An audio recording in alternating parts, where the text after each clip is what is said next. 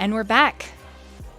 After a month of hiatus, welcome chat, welcome players. Let's dive right in. Can everyone roll for me a perception?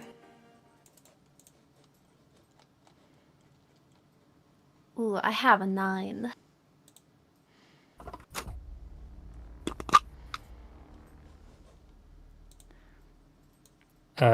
I got...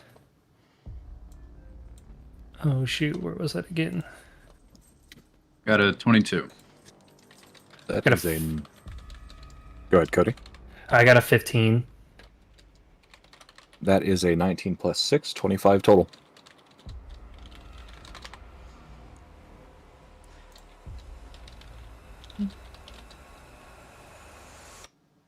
I do have a passive of 21. I don't know if that does anything to That'll give you advantage on this Oh, roll. so I can roll again? Mm-hmm. Oh, that's better. I got an 18. I got a 20. 20. Sorry, Rosie, what did you get again? 9. 9. Okay, so 9 is the lowest. And then Bongu, sorry, one more time. Yep, 22. All right. Okay, so Candy is the last to hear it, which I think is a little fitting. Being in a new place and all.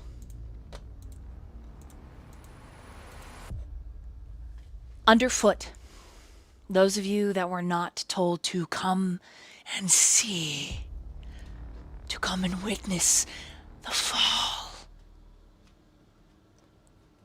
Underfoot, the vines begin to quake and shuffle, skittering across the stone. Thorns on these vines begin to protrude and curl. And the sound of small footsteps in the dark behind you. The gloom encases you. The scent is fire and brimstone. It's a hard punch to your senses.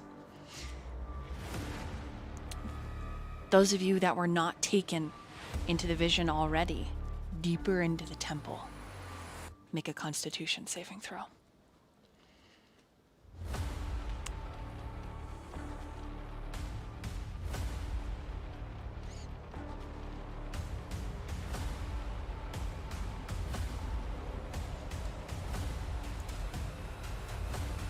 Uh-oh, I cannot hear. That includes me as well, right? I think the ones that were taken were Candy, Yori, and Sienna, correct? Okay. Yeah, I crit failed on con. I got a 10. Okay. Tarloa and Bongo, I need you to roll as well. No. 16. Okay.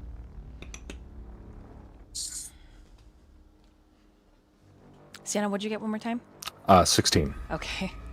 Sorry. Got 11. 11. Okay, Bongo? 16. 16. No one made the DC. Oof. Shit. The vines suddenly ensnare you and begin to slightly scratch, not quite cutting the skin, but enough that there is a threat. Your heart begins to pound, gripping behind your ribcage. This is the feeling of fear. And you realize that the small footsteps behind you are not that of something threatening. A single light in the dark beyond this temple entrance, in the form of a child holding a lantern, appears before you. The vines slowly move to cover your mouth. And those of you that made a perception over 14, you see the creatures in the dark, surrounding the child, pushing up against the edge of the light, waiting to whisper, to call, to beckon. Hello? Is there anyone there? Dad? Are you down here? Let's meet our players. Now that we have this brief introduction into tonight's session and what you can expect. I'm Dolly, your dungeon mistress, and I will delight and dine you with a sliver of horror and hope. And if you're brave enough, a light after the dark.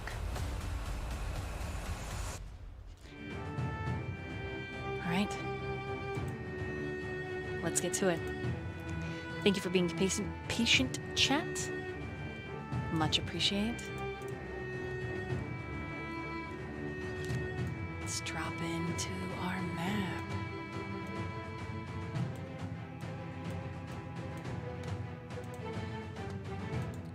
The vision of the child shifts. And her light goes out.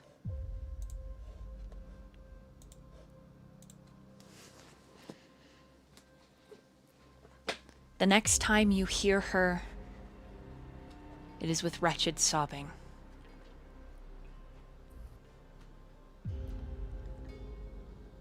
Would any of you have tried to save her? Yes. I need you to make a wisdom saving throw.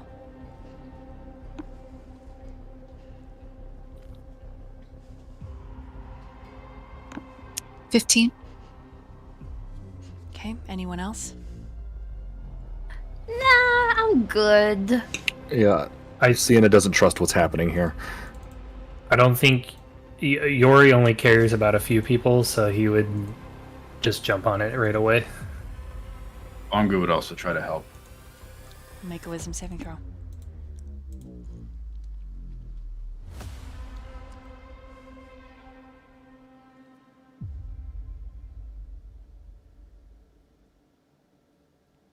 $13. All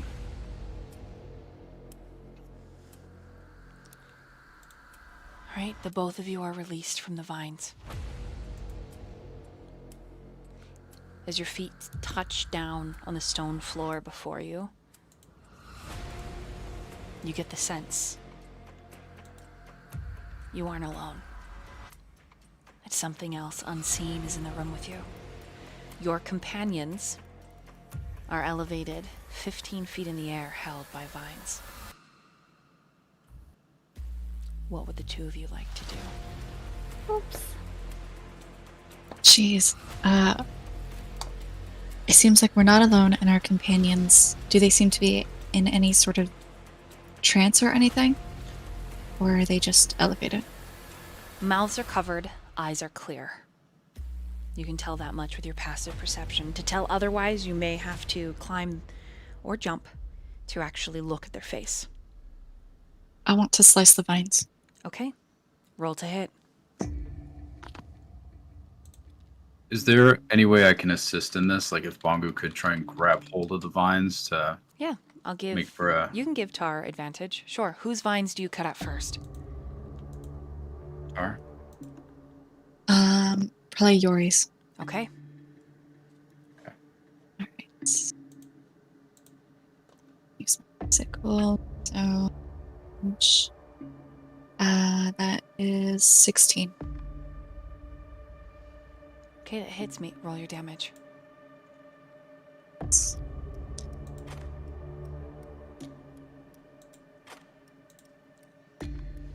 Five damage. Okay. A nice clean slice. The vines are braided in the base, the trunk of them, and you cut one of the braid pieces clean in half, and there is this... The vine shrivels and sinks into the floor, disappearing into shadow. Ugh. All right. I'm gonna move to Malia. Okay. Yori sinks 5 feet, but he's still 10 feet. The other 2 pieces of the braid and the vine are still holding him. Okay. All right. If he's still up, I'm gonna go ahead and try to keep cutting. You strike again? Yes. Do you strike until it is done? Until he's free.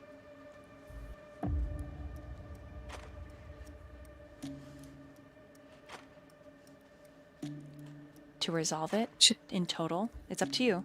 But to resolve it in total, I'm just going to have you roll one hit and 1 damage.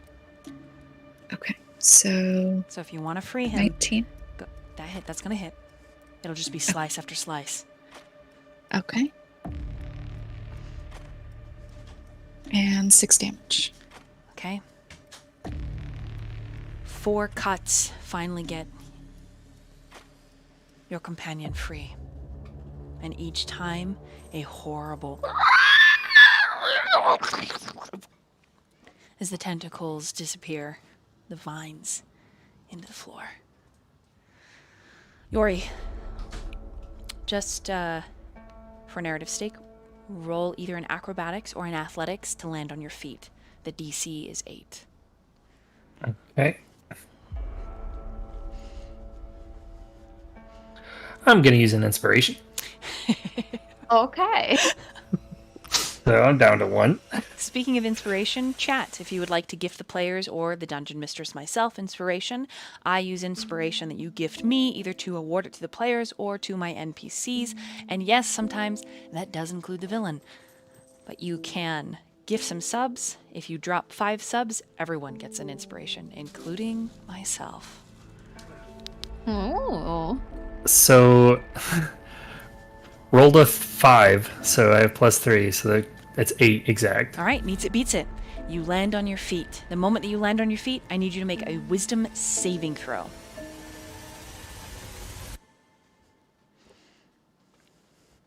All right. 7 plus 6, that's going to be 13.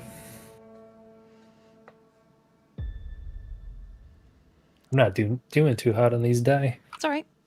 13 is enough.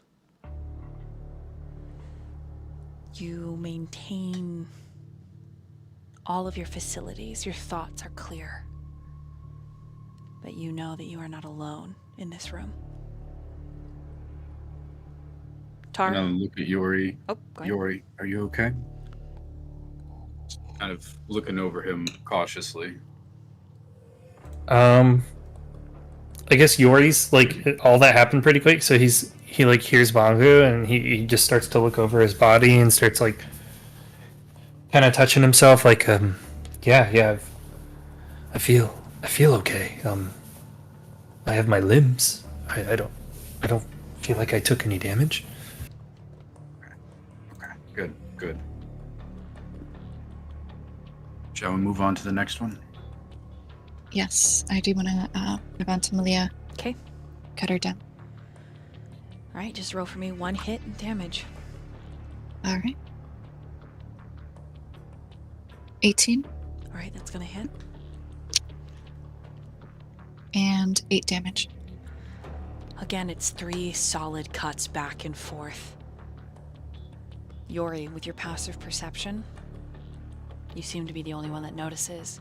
Each cut Tarloa makes on these vines, they look less and less like vines. The thorns begin to swell and pucker, changing shape. And by the 3rd strike, there's this wet, slicking sound. And when you look down, Yori, with your passive investigation, you see you're standing in roughly a 1/4 inch of water covering the entire floor. Would you like to investigate further as Tarlora moves to the next person? Yes, I think Yori would also probably reach his hand down to feel what the floor's like Sticky, through the water. wet. Yeah, what's water like? Damn, this water's real wet No, today. like I know there's Underneath- water, but I want to underneath. know what's under the water. Under the water, it's just stone. Your hand hits stone. Okay, it's not But like this- dirt or rough ground. This water is far more.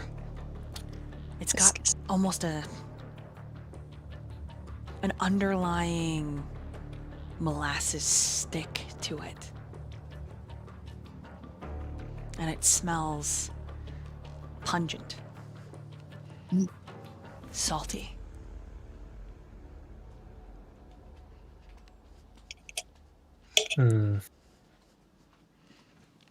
Yori's Gross. gonna definitely relay that to everyone in terms of like. Role play it out. All right. Also, Bongu, just chime in whenever you want to help give anyone advantage to hit or to investigate, or if you want to investigate yourself. Okay. Thank you. Guys, this water, it's like molasses. It's very, very thick and sticky. Be very, very careful. It potentially could be a trap, but it is very hard to walk through. This is not easy ground. Thick and sticky water and like tentacles? That doesn't sound like very good. Yeah, we should definitely be careful, but It, Yeah, you- it comes out you like might- because her mouth is covered by one of the vines. oh shit. Speaking of, Tarloa just kind of looks over and goes, uh-huh.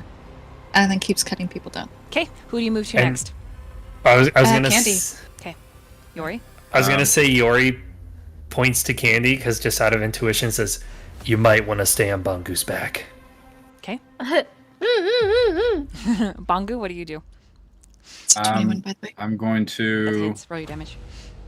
assist with Tarlo cutting Candy down, Okay. and anybody else that needs it. But 6 I'll damage. kind of stand below Candy so that she can land on Bongu's back. Okay. as she- Candy, roll in acrobatics or athletics to land on Bongu's back. Alright. Oh shit, natural 20 plus 3. Okay. She does pretend a landing. front flip, and then And she's backflip at the same time. Jesus. and a spin, triple spin, and then she lands in a superhero pose. Ta-da! No sound whatsoever. Then I'm gonna move over to Sienna. All right. Bongu and additionally Candy will move with you. That's a 23 That hits. and 6 damage. Okay. You slice the vines. Yori, the vines, when by the time Tarloa gets to Sienna, they are not vines. Tarloa slices once, and you see the tentacle, like an octopus, break, and then Oh God. the second one. On the third strike, Sienna is pulled below the surface. And in the center Can I of the- grab on? in the center of the room, make a dexterity saving throw. In the center of the room, this bulbous head begins to rise up out of the brackish, sticky water. What'd you get on Wait, that? I'm pulled I'm below gonna the use my surface of the water. inspiration. You are. Oh, fuck. Okay, roll it. 14. A 14. You grip onto her, only to have one of the broken off tentacles that you've cut slap into your hand, coating it with this ink, this sticky, sticky substance. I need everyone to roll initiatives. Dang it. I Sienna. got a 6. I need you to make a Constitution saving throw. Son of a bitch. I rolled a 12 for my initiative. Just putting that out there first. Constitution saving throw is a 15. Bongu's initiative is going to be a 12. Sorry, I'll need those Yes. again in just a second. Hold on. No worries. Grabbing these things.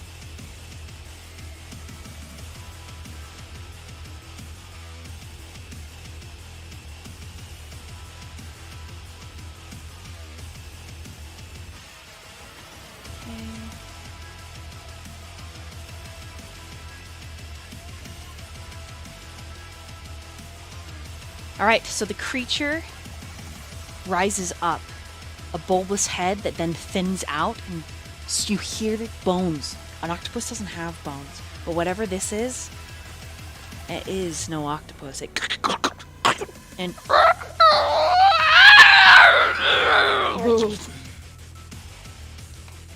okay, Candy, what'd you get on your initiative? I got a 6. Yori, 17.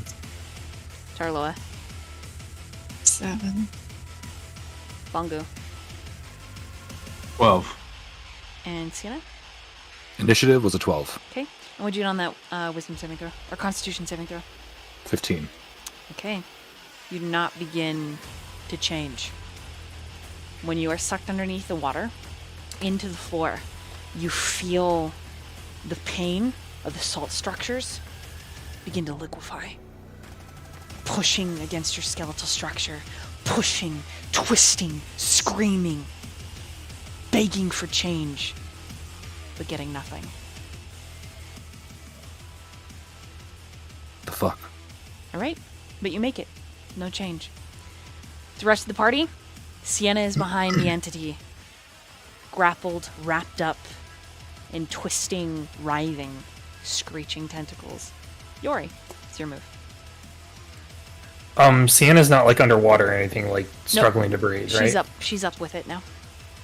Okay. Yori is gonna look over at Bongu, and he's gonna be like, "Bongu, how much do you weigh?" Yori, I've eaten recently, but I'm probably around 600 pounds. Okay. He touches Bongu and casts jump, so he can jump 3 times as high. How about you land on that thing? And then moves over to the side to just like 5 feet over to the right, just to get a better out of the way of everyone. Okay.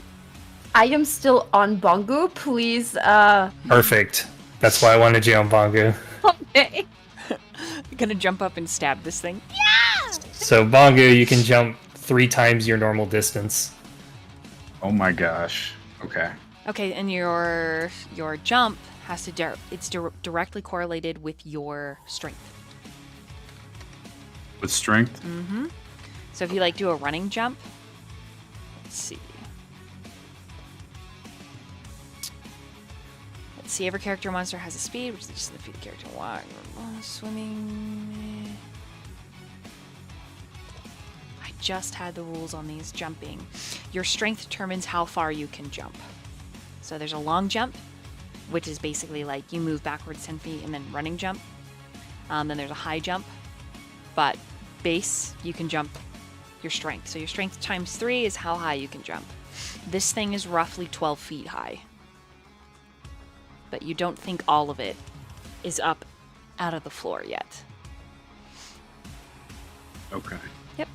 And between Bongu and Sienna, who has the higher bonus to dexterity?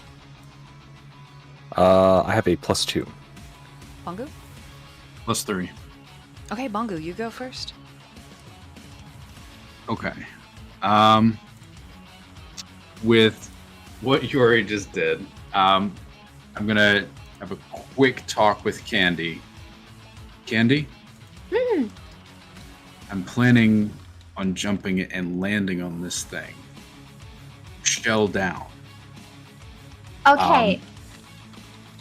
Did you want to jump off and try to stab it? Yes, so as soon as you go and turn to get your shell down, please aim towards the head so I can jump up from the shell before you turn, and then I will just pierce its little head off, okay? Let's do it. Okay, and I really quick, I lean down to get my little paw near his hand so we can do like a high five. Ow. All right. So you said the options were a long jump or a high jump. Right. Okay. I think this one.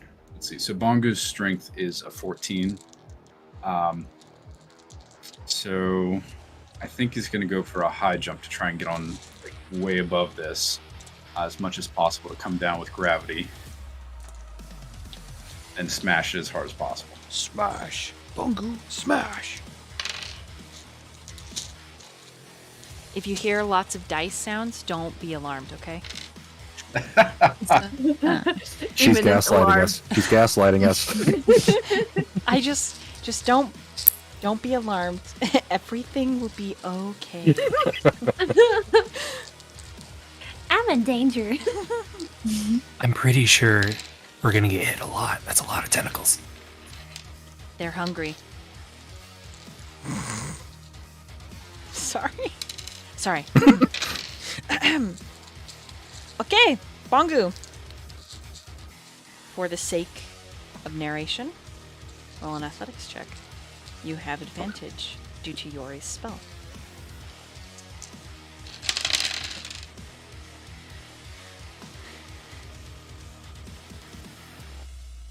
Corporate work meet. Thank you. Thank you. Thank you, Santa. Thank you. Everyone can have, including myself. Woohoo! I will use it on Malia, though. Okay. My athletics is a +2. And I rolled a 9, so I got an 11. Did you roll with advantage? I did. Oh my goodness, you rolled with advantage? I recommend using an inspiration. Inspiration. You got one. Oh, I do. Right on time. Okay. Here we go.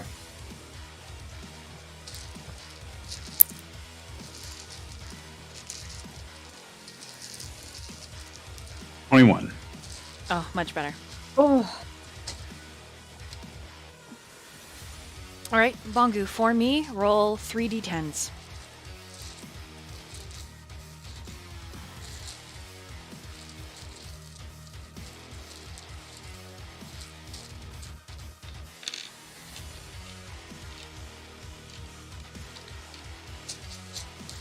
Four, 6, and a 3, so 13 total. Okay, that is how much damage you do to it. As you smash into this creature, you and Candy slap a high five, and she like flies up and off like a kitten, like whew.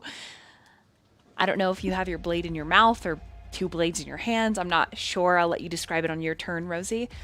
But Bongu, as you land on your little ravioli turtle feet, there is a and the creature. God, that was amazing. Where do I go ahead and land? Because I don't know how I bounced off. So I would just put yourself up into like melee range of it, but you are basically on that hump, that top hump of its spine, and you hear a satisfying crunch. Nice. Yeah. Yori sees that and he's like, dang, this me. I'm thinking about making a magazine. I should make something like Ninja Turtles or something. Oh my lord. Oh my lord. Okay. Anything else for your turn after jumping? I believe jumping is your movement. Ones. Let me move the creature as well onto a different layer. So there you go. As Bongu lands, he's going to go ahead and cast a Sacred Flame to shoot over towards kind of the top of it. Okay. Does it need to make a... No, Sacred Flame. Dexterity saving throw. Oh, good.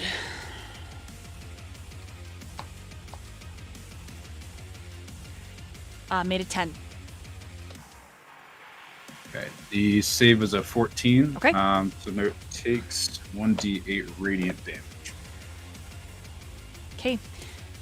You sear away flesh, exposing underneath the wet, inky flesh, 100 jointed bone. It still moves. In fact, it shucks the flesh off where you've struck it. What's your passive insight? I just rolled. It was a 6 damage. Passive insight.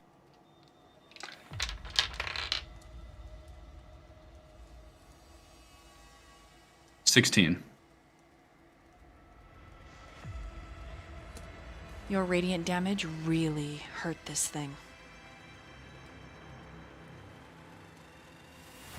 Okay. So I'll call out to everyone. Everyone, it looks as if Sacred Flame really, really did some damage here. It may have a weakness to it.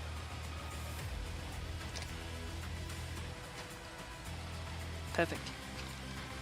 So now everyone knows it may have a weakness to radiant damage.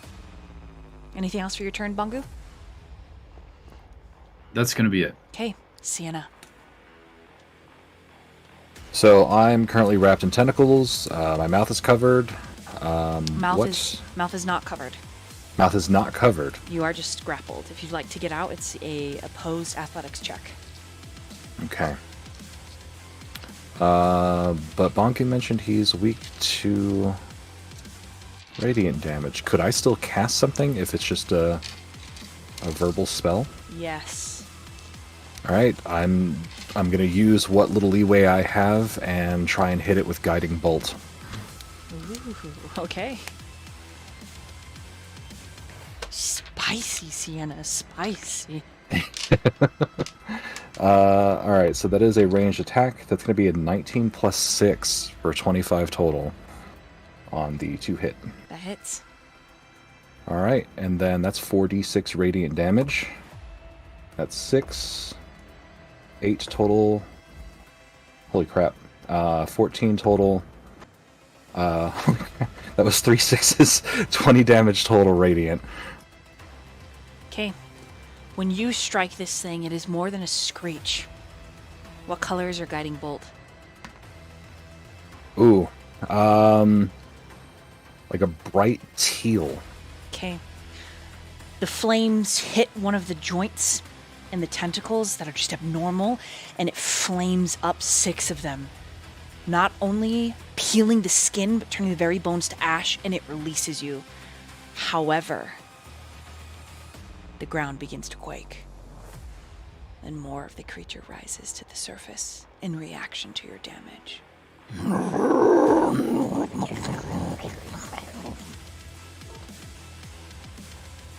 But you're now free.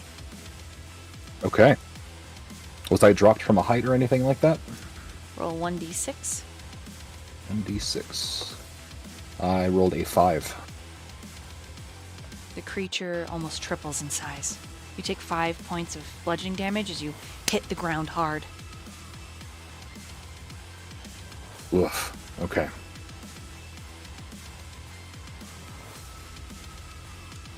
Okay. And I believe that will end my turn. All right. Tarloa. Candy, you're up next. All right. Tar is going to. Let's see. As inner warrior, I can use a bonus action on one creature that I can see 30 feet in front of me. So when I attack, all damage dealt becomes force damage, and the creature takes an extra d8 force damage from the attack. So I choose this little, gymongous tentacled beast as my target, and I am going to move up into combat range, and I'm going to take an attack with my sickle, which is a 21. That hits. All right, since that hits, I'm going to use Ish Fury, which means one of my weapon attacks gets an extra d4 added to it, and then then I can use my reaction to make one weapon attack afterwards. So I'm going to go ahead and make my damage and make my next attack. Oh, since I hit him with guiding bolt, the next attack on him has advantage. Oh, So okay. you could fish for a critical. I'll reroll. Oh, that was so close. That is going to be a 22 instead. So then it does 8 damage. And then I get to do my second attack, which is a 16 to hit. That hits.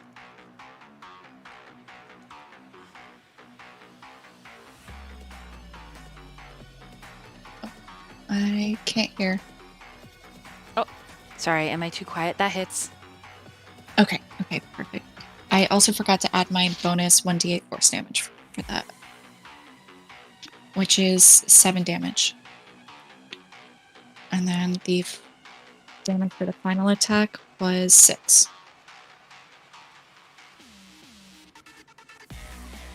Okay. Satisfying slash and dash. Peeling up the actual body of this thing, like a massive, like,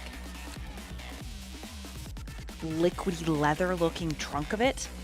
As you cleave it open, very tiny silver fish drop from the belly.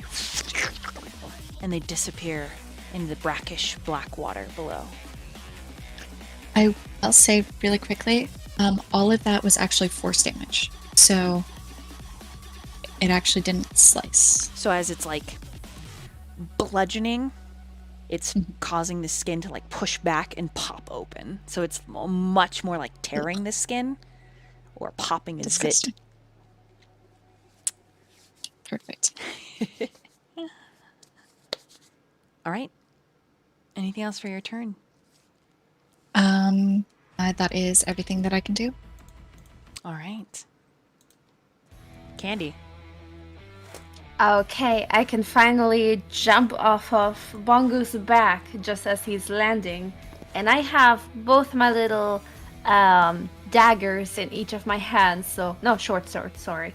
So Oh my I god, can you actually... use short swords? Jesus, it's terrifying. Yes, I do. Oh, not And even you can't. daggers. You're like, rah! The bigger the better. And I want to aim for the head to attack it, but do I need to roll an athletics so I can, like, if I jump right to the head or not? You're not sure exactly if the head is the head. I mean, it's the top of it. But it... Close enough for me. All right. Yeah, roll me in athletics. Okay, I will aim for that. Candy's like, I don't give a fuck. I kill. Yes, I do. Athletics, you said? Okay. Yep. Or 14. acrobatics. Oh, acrobatics, please. Yes, that is the 17 then. Okay. You land with a flourish. Go ahead and hit. Ah, beautiful. I have an 11. An 11 that- to hit does not hit. No! That's really sad. Both of my daggers, both of my short swords miss. What about Shit. inspiration? Okay, yeah, you know what? I'm gonna use an inspiration for that. Okay. Oh shit, natural 20. Yes! Oh my goodness. Holy shit. Okay. So you critical. Yes. And you can use your sneak attack damage, and you can use the extra damage from your feet. Okay, so, oh gosh, wait. So I have 2 short swords. I'm sorry, please, I need to figure out how many dice to use. So 2d6 and 2 extra 2d6 for sneak attack and another d6 for my piercing, eh? Yes. Would it be 2d6 for piercing since you're hitting with 2 weapons? Yeah, 2d6 plus 2d6 plus... So you're 2d6 rolling. piercing? So it's basically rolling one hit, and then you roll the second hit. The second hit doesn't do the sneak attack damage. Oh, okay, that's right. Okay. So I'll do 4 at first and then 1 extra. That's 12 plus 3, so 15. Not too bad. Could be Yeah. better. 15 damage. Yeah. Okay. And for your It's just- second hit. Sorry, that was also included with the second hit. Okay. Okay. And too bad. And you rolled. Let me just make sure. You rolled short sword damage d6 plus Plus the sneak attack. plus the extra 4. Yeah. And then one more extra for the piercing. Okay. And that's it. So you rolled 4d6 and then you added 8. One exactly. One Okay. extra. Okay, gotcha. Okay, 15 points of damage. It's a quick da, da, da, da, da. Stab. And the creature, but it still is like, it's like twisting and wiggling. It's the creature's turn now. Bongu and Candy, I need you to make dexterity saving throws as the creature begins to shake violently. Its body rolling like a wave up, the back and spine just clicking as it's violently trying to get you off. I got a 13. All right, Bongu. A 6. All right, Bongu. Roll. Since it's much larger now. We'll use these just based on your level. Go ahead and roll 3d6. Okay. Right.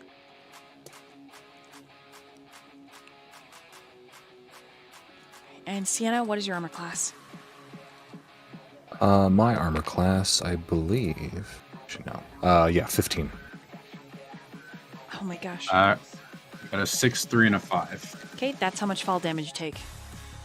Oh god. Tom. Holy shit. You said it. I did. I didn't get it until it's like the 5-knuckle shuffle, god. Oh shit, that's funny.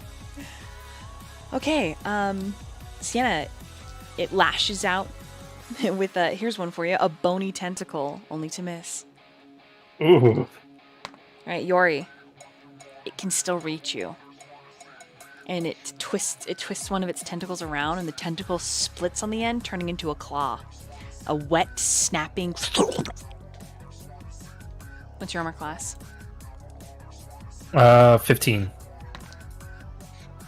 Okay, this one actually hits. 6 points of slashing damage. Oh.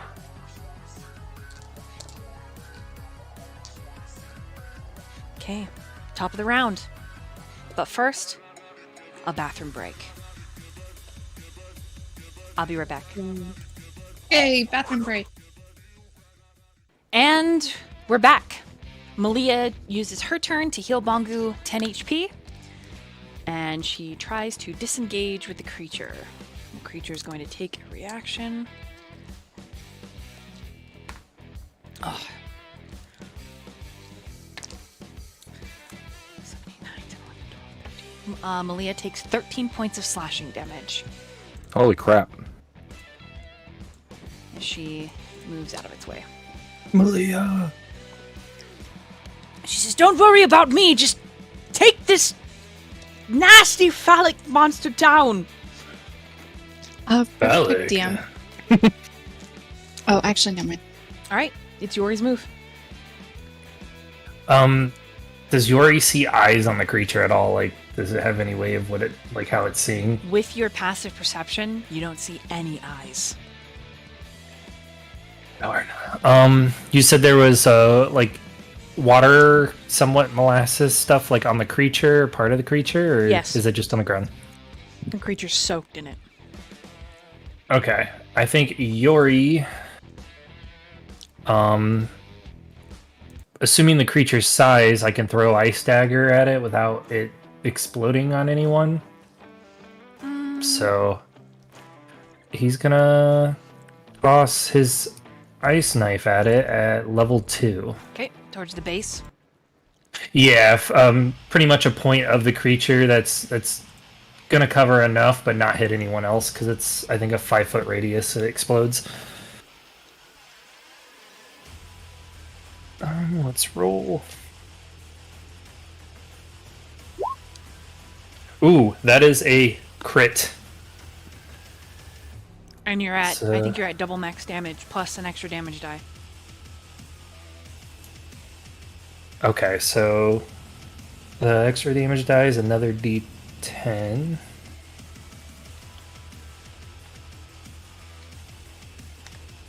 Oh, that's 4, so that's gonna be 24 ice damage. Nice. Let me see. On hit, the target takes. Okay, and then they have to succeed on a dexterity saving throw, or it takes an additional 2d6. All right. Ooh, that's a 19. Okay, it succeeds. It's only 14. So yeah, that's it. Just 24 ice damage. Okay. Do I see anything happen? Like, is it like, does the creature seem like it might have like some kind of like weakness to it, or does it flinch, or is it freezing anything? Nope. It Alright. just it cuts, shatters, the creature screeches, twists around, swings and misses. And what seems to hurt it the most is still that radiant damage. Okay, Yori's gonna step back another, probably 10 feet here, just so he can hopefully be out of range. Okay. And that's my turn. All right. Bungu. Okay. Bongu is, So Bongu is still having the. actually- Go ahead. Bongu's actually going to be down here, and Candy is on the creature's head, Hehe. Cool. quote unquote head. Bongu is going to attempt to again cast Sacred Flame. And after the flame leaves Bongu's fingertips, Bongu is going to then attempt to use his movement to run and jump with the jumping effect still on. Okay. And again, hit this thing with its shell as hard as it can. All right, roll a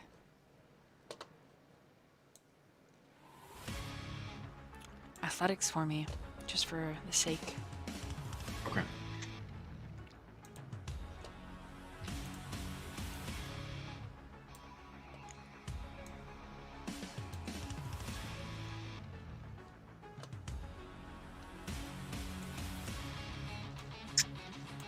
So that's going to be a 4.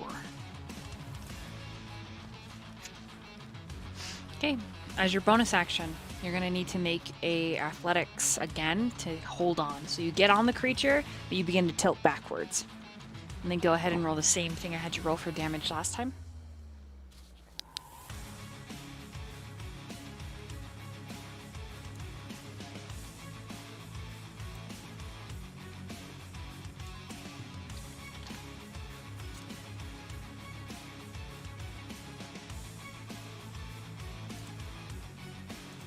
So for the tilting and holding on, that's an athletics, right? Mm-hmm. Okay, that was a 17 plus 2, so 19. Okay, so you're on its back again. Okay. The damage was a 2, a 9, and a 3. That should be 14. 14 points of damage. Okay, there's another satisfying crunch.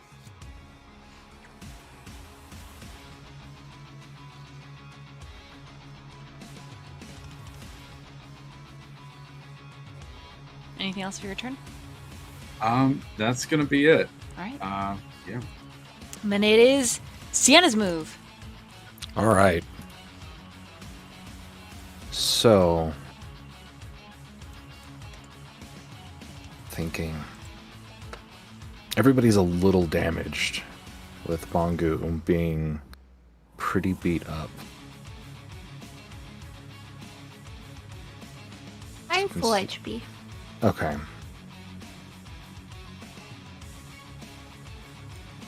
Alright, I think I'll Sienna save that and then. Tarloa flanking the enemy. It's too large to be flanked. Okay, Oh, I had a feeling. Thank you. thick boy. Mm-hmm. I am going to use the last of my second level spell slots to cast Guiding Bolt as a second level spell. For that extra 1d6 damage.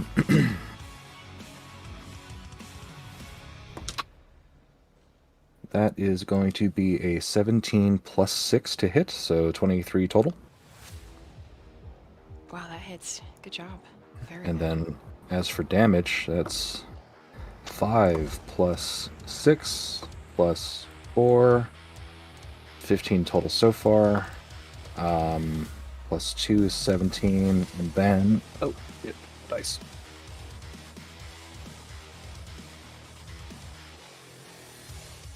Plus 6, that was what, 17 damage, plus 6 is 23 total, radiant.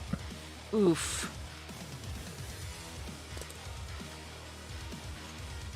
And that gives the next person advantage to hit this thing.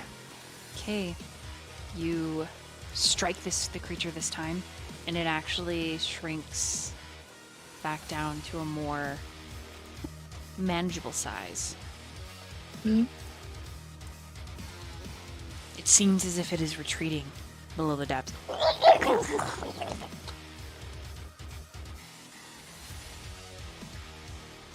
Then... what else have we got? Do I have any bonus actions? No. Yep, that'll be it for me. Okay. All right, Tarloa. So, quick question.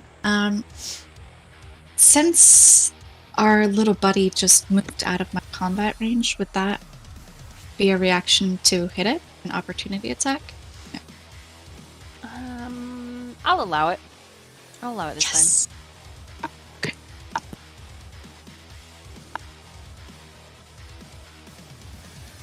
Uh, 12? time. A 12 misses. You have advantage. Oh, yeah. Oh. Oh. 14? A 14 hits. Yes. Okay. Alright, so 5 damage on that. Is that force? No, just slashing. Okay. And using that momentum, I'm going to quickly take both my sickles and do my 2 regular slashing attacks.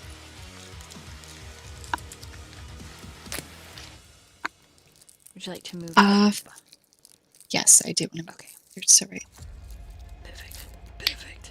Perfect. First one would be an 11, so I'm going to use my inspiration. For a 16. 16 hits! So 5 more damage. Nice. And then last attack would be a 12. 12 misses. Ah, shucks. Alright. I think that's everything I can do. That's it. All right. Candy. Okay. I am still on the head, so, but not anymore sneaking really, but I still want to keep slashing and piercing onto its quote-unquote head. So I'm just gonna take my 2 double swords. I want to go through the damage one more time though. So first I just take the 1d6 for the regular damage, right? Yes, 4. 1d6 plus 4, yes. Okay, I'll just do that first. Which is 4 plus 4, so an 8. And I get a piercing extra for that? No, I don't. You can do a sneak attack because you have party members in melee with you. Okay. Okay, I'll do the sneak attack then. So 2d6 on top of that. Mm-hmm. Oh, I got 2 once. So 6, 7, 8 on top of that. And my second sword. So 1 more die. Which is a 6. Nice. So that was math. What did I say before with the math number again? I forgot the numbers again. Candy's passive is that she's stupid at numbers. Someone help me. What did I just say? It was 6 plus 2 plus 6, I think. 6, 7, 8. So it was 8 because your first strike was 8. Ah, okay. That, 8, then 1, 1, and then 6.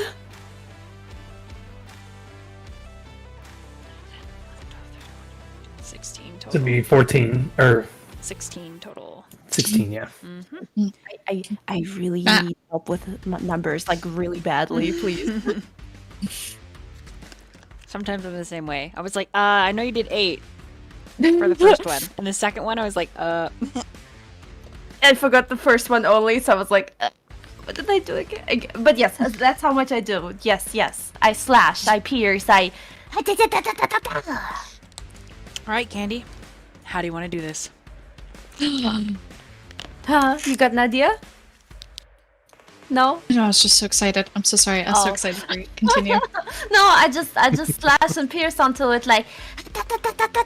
Because I think it's like, it's a head, so I try to like aim for potential eyes, but there's no eyes. But they'll still, if there would be eyes, they would be dead now. All right.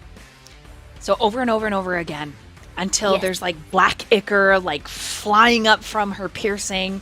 Her hands are moving in rapid fire succession, almost like she's grinding and motoring something or pounding bread, kneading blankets. The creature slowly sinks.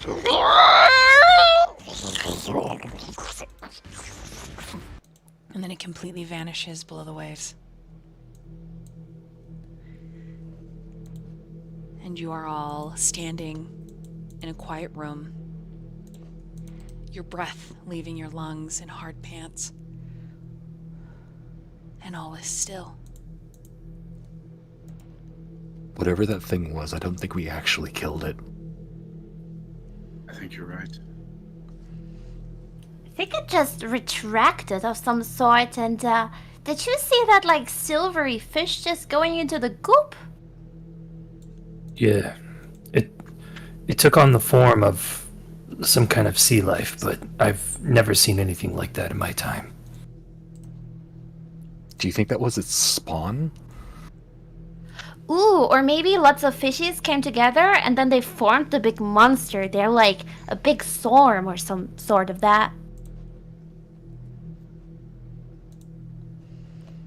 No? No? Nobody? No? No? Okay, okay, okay. Yes, I guess You've- not. You Malia have quite the steps- imagination, Candy. She steps forward. She says, I don't think she's wrong. I think it absolutely could have been an amalgamation of some kind. Haha, I knew it, see? Okay, 1 point for you. Well, now But that we're here, what should we do? let's look around quickly. No one go on their own. We need to do this fast and together. We have to be quick enough. I do not want this thing coming back. Is everybody what's whole? this Does over anybody here? need aid? Yeah. How's everybody doing health-wise? I could go for another one. Tuh. I'm doing okay on my part, but what about you, Bongu? You took quite a fall back there. That one was steep, yeah. I'm feeling okay though. Thank you. Okay, good. Malia pops a potion and she says, I have this. I'll be all right. All right, I'm gonna do a round robin. And we're gonna start with Bongu. What would you like to do now that this room is quiet? Are we still standing in water? Oh yeah. Okay. Just Is a it still the quarter. same amount of water? Yep, just a quarter of an inch. It's got that briny scent. Is it just still water, or is it flowing in any way? It's just still. The only movement are the ripples from your own steps. Gotcha. I'm gonna look to the kind of hallways to our left and right, and just take an initial look. Okay. This one, just with your passive, is covered in vines. It is impassable now. This is the one you were pulled through. Go ahead and roll a perception if you would like to move your token. Yeah. You can. Um, You technically shouldn't be able to see beyond this thing, just so you know. But I'm gonna head That's okay. over. I had to set up the light a certain way so you could actually pass through it.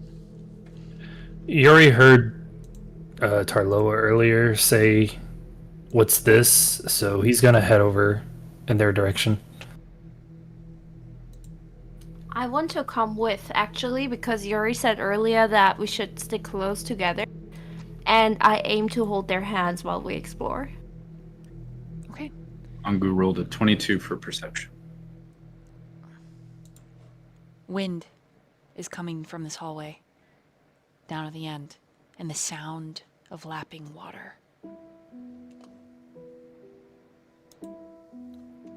Guys, it seems like there may be a way out down this way. Don't worry, everybody will get a turn in this to do everything, just so you know. So So I'm going to relay what I'm hearing Okay. to the group. okay. As you finish telling them what's going on with that 21 still, because you look down the hallway, you hear that, you can kind of feel the breeze, you can almost smell it. It smells clean, very different from this room. When you turn to speak to your party, you finish your sentence, and you hear a child's voice. Have you come to play?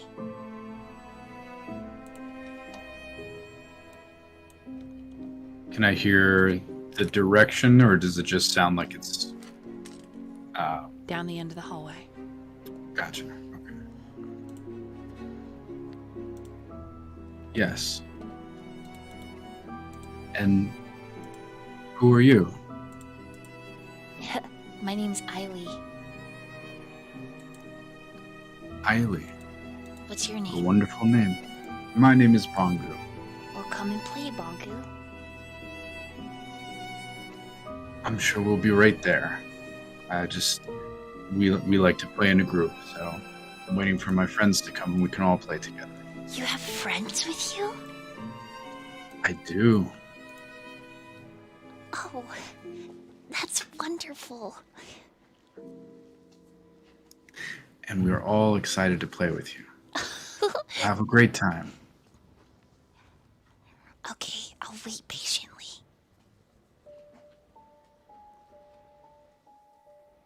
All right, Bongo, what do you do with that? So hearing that, I am gonna step back to the party, and just let them know that experience. Did we hear him talking? What's your passive perception? You already My did, for sure. My passive perception is a 16. Yes, you did. Okay. Did I hear anything talk back to him? No. Okay.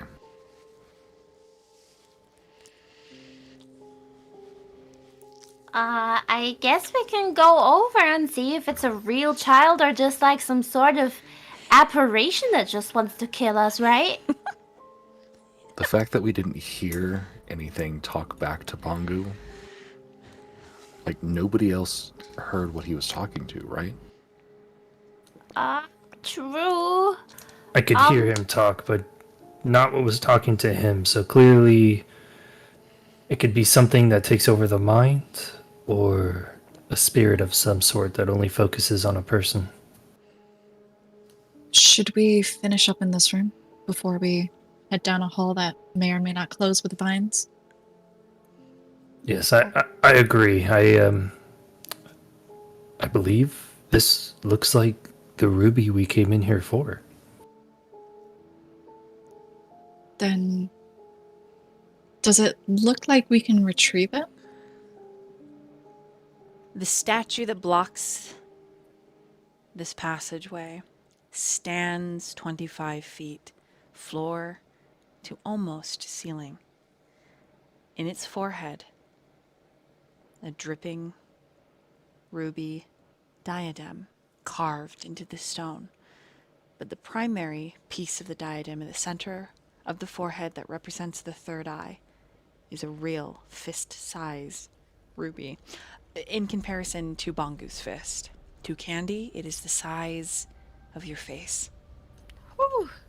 Oh, don't tell her that. She can see it. Oh, guys. And I just run towards it. I'm gonna quickly snatch her by the. You don't have a scruff.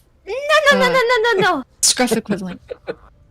I thrash. Candy, use your sleeves to touch it. Do not touch it with your bare hands. Oh, okay. I And can then do I just that. look over scruff. Okay, I can do that. I take off my little jacket that I have wrapped around me and I, slide it over my little paw so I can grab it and yank it out of there. Okay, so you gotta roll a climb. Oh, wait. Candy, wait. Clearly, this is going to require some strength. So, who here is the strongest of all of us? It's the shiniest, so I am the strongest to get it. Thank you very much. Discussion ended. Candy, we do not want to break the ruby, though. I have already rolled. Anyways. How would you feel about me helping you, Candy? If you drop this ruby, Candy, and it breaks, I do not listen, I just do. Okay, thank you. I roll a climb? Oh, climb? Climbing is the thing? Yep, roll in athletics. Athletics, okay. Okay, I'd like to climb up with Candy. it's a 8 plus 3, so 11. Do I climb that with an 11? With an 11, you get about halfway before a piece of the statue gives way under your jacket-covered hand, and you slip back. Yori's going to touch Tarloa and give them jump. Oh. Okay. Okay, statue's 25 feet, so 3 times your strength. The modifier or the stat? This, I believe it's the stat. Okay, so 18. Let me double check that rule. I think that's what it is. You know what? We're going to go for it right now. Perfect. Let's not break the flow. 18 feet. So you can jump 18 feet, then you have to climb the rest, which isn't too far. But is it 18 times 3? Oh, shit. If it's 18 times 3, that's you can jump 54. up there. You can jump up there. We'll leave it like that. Okay. Sure. Just roll, just for the sake of narration and holding on. Roll athletics. It's a much smaller DC. Okay. Also, let me ask, Candy, are you going to hitch your ride? Hit my ride? Oh, like grab grab onto onto the- Tarloa? Yes. I don't think I will see Tarloa as a rideable object. But I will That's where you'd be wrong. Malia does. Just putting that out there. But you will see the fire in my eyes for Tarloa reaching this before me, and ooh, this will come back to you in just a second. I will say, did Candy kind of slip and fall before? Because Yes. if Candy was falling, I would have swooped her up and then gone. Roll to hit her armor class. If you want to Okay. be quick enough to grab her. Okay. Really quickly, the athletics check was a 20. Okay. Yeah, you only need Damn. an 8 to hold on with the jump. Okay, and then Climbing's a little different, though. for hitting her armor class, is it just a straight d20 or do I add my strength? Your strength. Okay, then that's a 21. Oh, Damn. Candy. Yeah, I have a 15. You're grabbed by the scruff, maybe? I don't know. Torloa, how do you grab Yeah, Candy? probably by the scruff. It's Oh. just the easiest. Yep. Tarloa is jumping up. You're sliding back. They grab your scruff, and they are holding on to the face of the statue, right there by the ruby. Also, I am still slightly thrashing. I want to reach this first, okay? I might be grateful for that, but still, I'm mad, okay? Both of you roll initiatives. I mean, as long as Candy's hands are covered, I'll let Candy reach for it. Okay. Okay, I have a 16 plus 4. Tarloa, in your mind, Candy, you're faster, but the rest of the party can see that Tarloa let you reach for it first. As far as I'm concerned, I'm first. I'm the best. I'm great. Okay, this is fine. The ruby And is as big as your face, and it is deeply set into the crown of this statue. I smush my face against it, just like, oh, this is going to be mine. And I try to yank it out. The minute your cheek touches the ruby's surface, I yank back on the scruff again. I need everyone to make a charisma saving throw. Dang it. Oh no. 16. 14 plus 3, 17 total. 17, 6.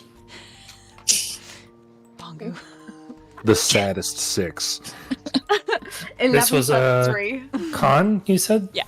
No, charisma. Oh, charisma. I got a 6. Yeah, 11 Jesus. plus 3. 14. So Tarloa got the highest. Yeah. Yori's just like, This is good. I think I have the lowest charisma too. I think so too. All right. Yeah. All right. The ruby flashes. It begins to glow.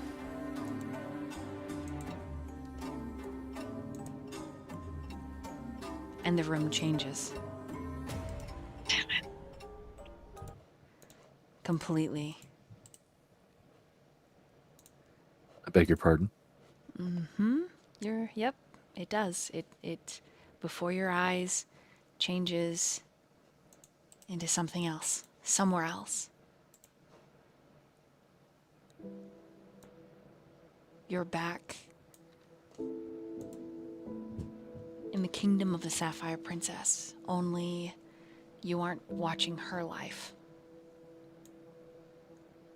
You're watching someone else's. A small girl.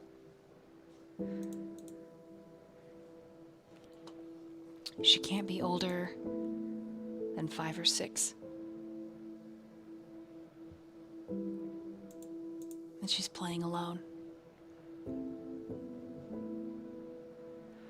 Each of you are aware of the other in the vision. And Candy, in your hand, you are holding a red panda plushie that you instinctively know belongs to this little girl. Whether you move close to her or not is up to you. The plushie is adorned in folded, wide-sleeved robes and jewels, dressed as a princess. The girl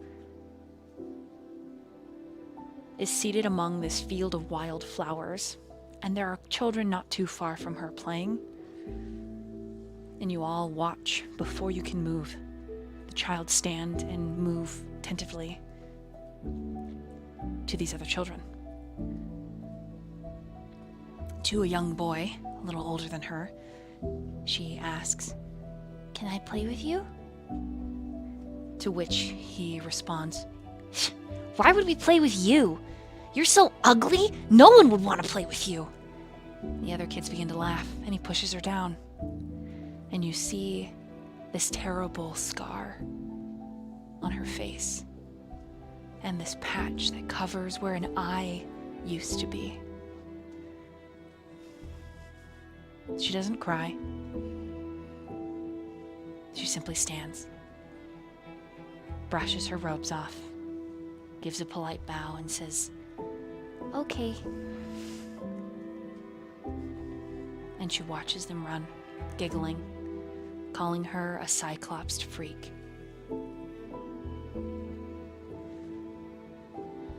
Behind her, one of the wild flowers, it stands out amongst the others that are a soft pink.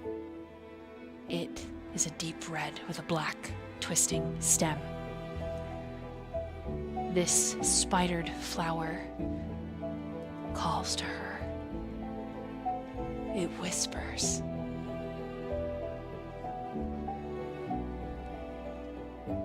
You do not see the entity she speaks to when she turns to the flower, but you hear her words.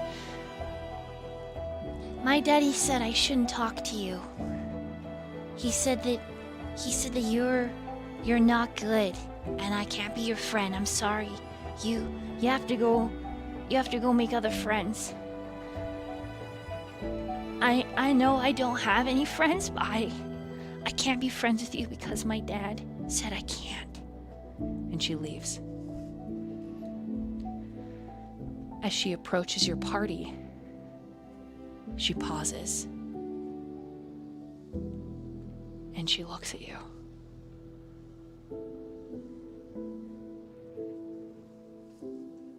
And then she smiles. Are you Bongu?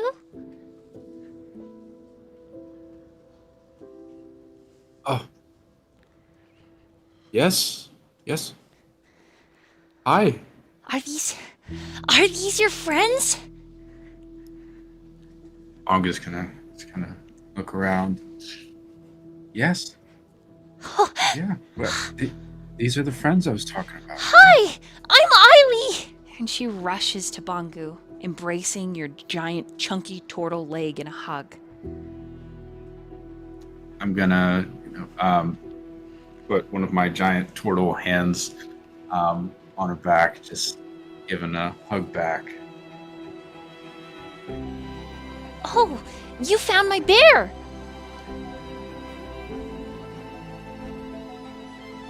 So sorry, the audio cut out a little bit. Could you say that again? She points to Candy and says, "Oh, you found my bear. What's your name? What's your name? Who are you? Wow, your skin is my favorite color. I did find your bear. I guess I'm holding a bear now.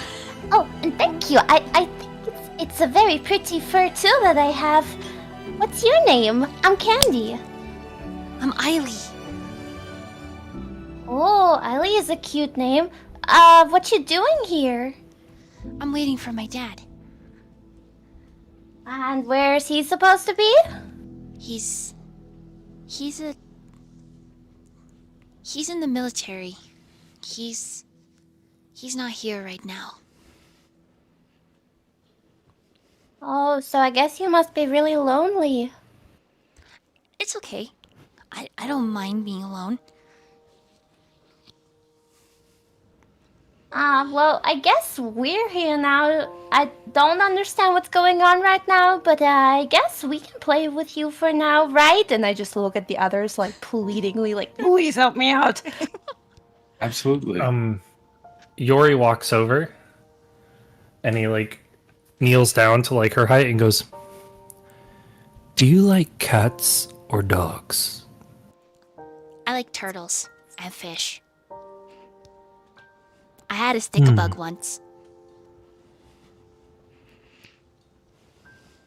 Well, I don't really have a way of turning into a fish. Oh, you're gonna turn into an animal? Yes. Can you be a badger? I don't think I've ever seen what a badger is, so I can't quite do that, but I could be a wolf, a dog, a cat, or a frog, I guess is the closest I could be to a fish. I love frogs! Or a bear. Frog. Okay. And he turns into a giant frog and kind of like swoops her up on his back and starts kind of just hopping around in little circles. Okay, she just giggles in delight. And as you entertain Eily, the rest of you feel a presence that seems to block out the sun move up behind you, and a voice that is familiar. I was not always evil. I was not always silent.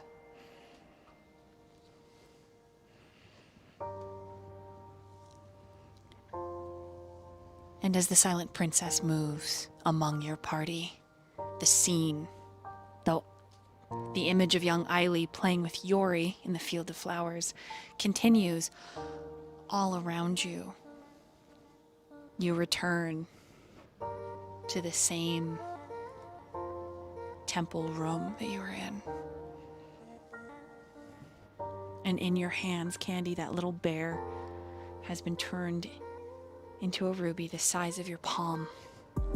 And when you really look at the ruby's face, inside there is an etched, tiny, red panda.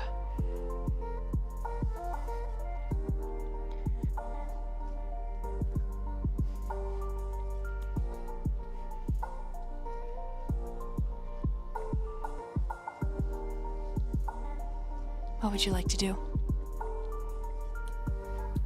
Whew, I guess I'm glad that I stuck my face to this thing so we saw this, right? I guess the Silent Princess wasn't always evil, just like we saw in the other vision, Yori, but I also guess that maybe she can be healed if she showed this to us. Hmm.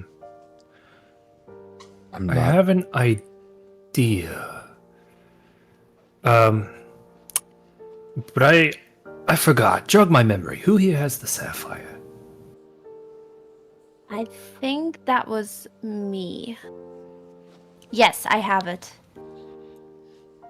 If they were sisters and the sapphire knew the good in the other sister, let's put them together real quick in your hand. Okay. And I grab it out of my bag and I just smush them together like you would two Barbie dolls that are kissing, kind of in that motion. Does something happen? It doesn't seem that anything happens. There is this crystalline sound as they touch, and the gloom seems to fade slightly.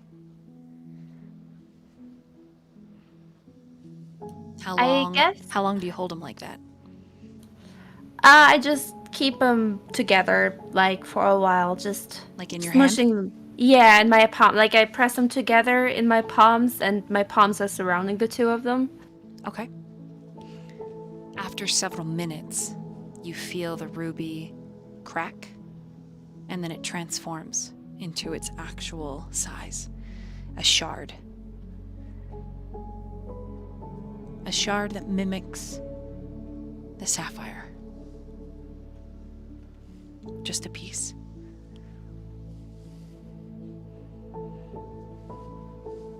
All right, Tarloa and Bongu. Since you initially, when you walked in, wanted to help the little girl, the two of you are the only ones who hear the voice. As the unspeakable says, "They will not let me go. Not easily. And I find it disturbing and charming that you wish to set me free."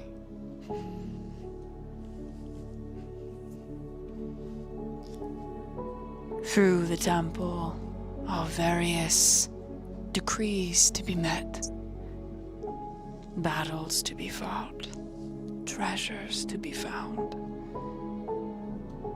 Continue if you dare, and whatever you find you may keep, but know this: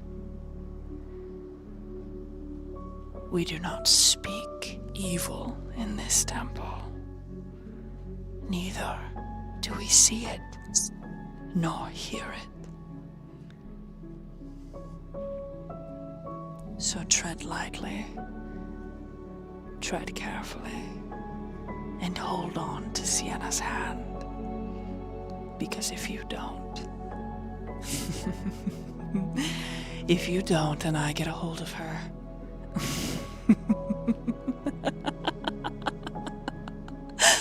I'm afraid I won't return such a succulent little cleric. And the statue begins to crumble, opening up the way before you. Going to walk over to Sienna. and make sure our eyes are. Sienna's going to look at you quizzically. Concerned. Would you mind if Tar's hands get suddenly very sweaty and kind of rubs them on their pants. Would you mind if I held your hand when we are not in combat? Sienna opens her mouth, says nothing, looks at you, squints her eyes, blushes, and eventually just mutters out, "Why?" Good question. The ghost princess that is here called you succulent and said basically if she gets her hands on you, she's not returning you. I'm pretty strong. I can keep you from being swept off your feet from someone else. The blushing fades when you mention that she wouldn't let me go, and her eyes look down, and she goes, "That makes sense. I fear her and I, what happened to her, and why I look the way I do, are linked in some way." Sienna gingerly holds out her hand. First, Tarloa quickly digs through their bag and pulls out a healing potion and hands it to Sienna. I think you should keep this just in case. Thank you. And then quickly wipes off their hand again and reaches for Sienna's hand. Yori thinks he whispers it, but everyone kind of hears it and goes, "God damn." Sweaty palms. And now there's a bit of a blush kind of on Tar's ears, the back of the neck, and kind of creeping up onto the cheeks. Just kind of walking forward. China gently leads Sienna into the next room. Okay, you have your choice. Here. Let me here. Can you see her? Candy, I heard about this. I think they call it the Rizzler. Damn, they all blushy together. Where would you guys like to go? Which hallway? Speaking louder. Nervousness. I think Bangu mentioned possibly the ocean on the right side. I would like to go there, and I have a fine nose for the ocean, so if it's not, I can tell pretty quickly. Okay. I'll start walking over that way and just kind of seeing if Sienna walks with me. She doesn't resist. She follows you. She follows your lead. All right. Awesome. Come hold my hand. I mean, Yori will take lead just because he's really perceptive of trying to like smell if he knows the salty air, like what the ocean would technically smell like. Okay. Then we will walk right behind you. I come with Yori. Bongu's gonna keep a keen eye on Sienna and follow up the rear. I stay second. Okay. I'm gonna get to the steps unless something happens prior to that. Assuming the group's still following at the same pace. Nope.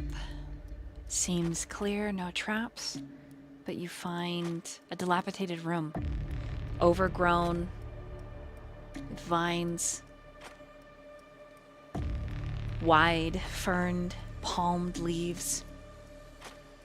And a bath. Still steaming. Freshly drawn. This bath is supposed to be a lot larger. Here we go. It actually could fit all of you, so hold on. Ooh. There you go. Oh, Bath. I mean, Um, usually I wouldn't say no to a bath, but that seems kind of like a trap and a little steamy. Yori's gonna be very, very cautious, but I want to inspect it to see if there's any type of trap or anything going on. Roll investigation.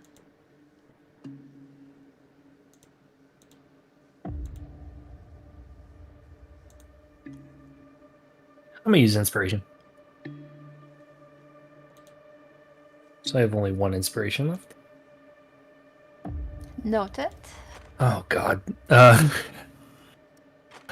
a 4. I have a passive of 17, but yeah.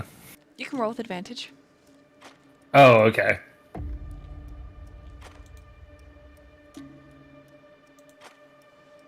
It's gonna be 22. Okay. It doesn't appear to be trapped by any mechanical means. The water doesn't seem to be scalding or even poisonous. Yori dips his finger in the water and tastes it real quick. I know that's weird, but That seems like such a bad idea. Nothing appears to happen. seems fine to me, guys. And I just start walking around. I guess we could see if it's nice and warm and cozy and we can get the grime off, right? Yori picks up candy and holds her over the bath. Yeah, drop me in. See what happens. Drop me. I dunk her, just her like little feet in, and see if anything happens. And? It's nice and warm. Okay, put me I in continue. Okay, just I let her submerge, like not all submerge. I'm still holding on to her in case like something pulls. But can you walk around, Candy? Is there a bottom? Do my little feetsies get to the bottom? They don't. Oh, this is I- deep. I pull her out immediately. Okay. The water smells like jasmine and lavender. Do I get a +1 for just smelling better than anyone else now?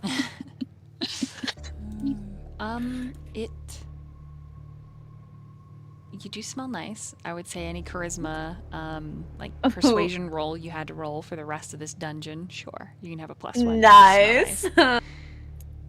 I have an idea, guys. I have a 50-foot rope of hempen on me. I'm gonna tie it onto me and swim in this pool and see if it takes me somewhere, and if something's wrong, I will tug the rope. Sounds good to me. Can you breathe underwater? I can. Oh, well, that seems handy enough. Sure. I'll take the other end of the rope in my Yeah. hand. I think it would be nice to have you all hold it, and then possibly Bongu, if you're okay, you can be the anchor. Absolutely. If we want, we can tie it around myself. Yori proceeds to tie it around Bongu, and then ties the other end to himself, and waits for everyone to be ready, and I'll jump in. Sienna, come hold my Bongu's gonna hand. sit kind of in the little farther back. Thank you.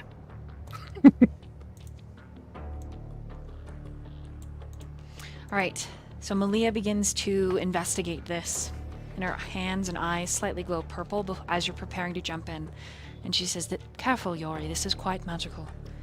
In fact, I think passing through the water's surface and going deep enough, you'll enter a completely different dimension.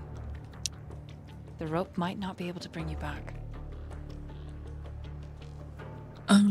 Ooh. Wait a moment. Give me just a minute. I'm gonna close my eyes and detect portal. So it'll show me the closest planar portal to us, the distance and direction. Does this glow? 20 feet down. Okay. It seems like there is a planar portal 20 feet down in the water. Oh, You know, this is kind of like a shot in the dark, but remember when we found like bones of like aquatic elf kind of people that usually live like super far away all of a sudden here? And this is a pool full of water with water elf stuff, you know? You know? Candy may have a point there. I think that I don't think we should hop through this portal until we're fully done here.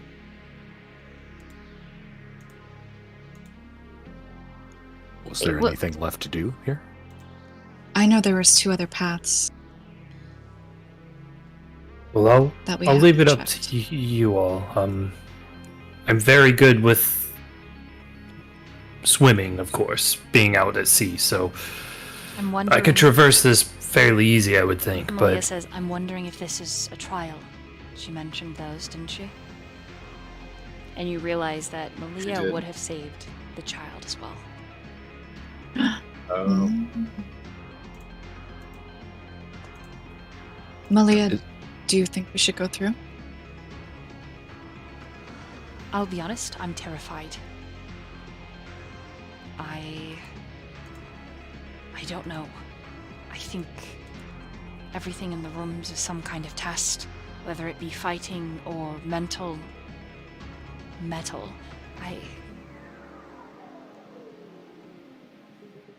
I don't know. Then let's take a group vote. I think if someone's going down there, then we're all going in. Since the rope is not going to bring you back. I agree with that. We should stick together. How about we check out the other rooms really quick to see if there's some sort of little portal glowy spinny thing too, and if all 3 are the same, we just do all 3 back to back. One trial Okay. after another. Let's check. I'm Can- okay can with I- either, but if we're going to do something water-based like this, I would really like to first maybe me and Bongu go, since we are more aquatic and can breathe underwater, and maybe set a timer. If we're not back in time, then you can go. Do either of you have any way to message us, to talk to us while you're gone? I do not. I don't. I can speak with animals, so if I come across something, I can maybe convince it to at least come back. And if like an animal comes to you, you can assume I brought it to you. I can message them. I can also, as long as I'm able to draw a circle, can teleport us in and out. That's good to know. Alright, I think we should check out the other rooms like Candy suggested and come back and we can send you down. Agreed. Doing our due diligence is Sounds good. Look at us, Yeah. so smart. Malia just Uh, pets Candy's head like, you're the smart one. Yori, of course, gets rid of the rope, puts it back in his pack, and just has it ready. And I'll meet everyone in the main hall again. Let's go, let's go.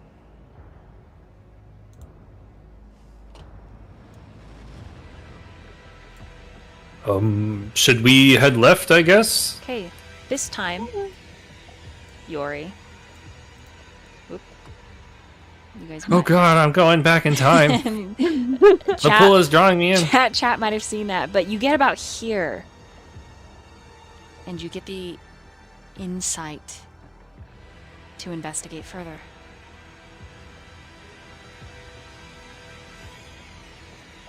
Of the pool? For some reason, this area in the hallway Huh. I start to like feel the ground, see if there's any rocks loose, like because the ground looks very gravelly and rocky, to see if Roll. there's something that can be pushed. Roll investigation. Come on, dice, be good for me.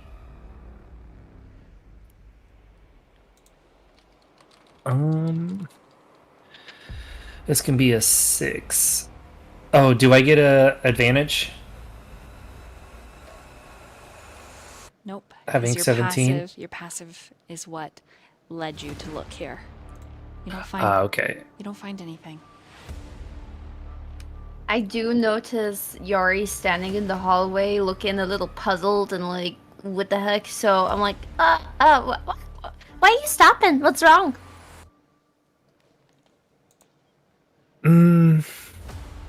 Instinct. There's something off with this hall. I can't figure it out. I can't find it, but there is something primal in me is telling me there is something here. Primal, huh? The only primal thing is a fish inside of you, but I'll help you look. I shoot water on Should Candy's we face. Wait a moment, just in case vines close our passage. Maybe we shouldn't mess with anything until we're ready to be over there. I do want to investigate. I call Malia over, since she's good with magic, to see if she senses any magic presence in this hall.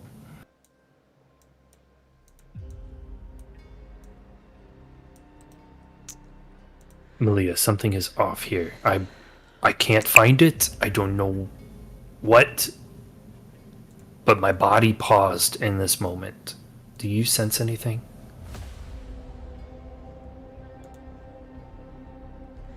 Let's see.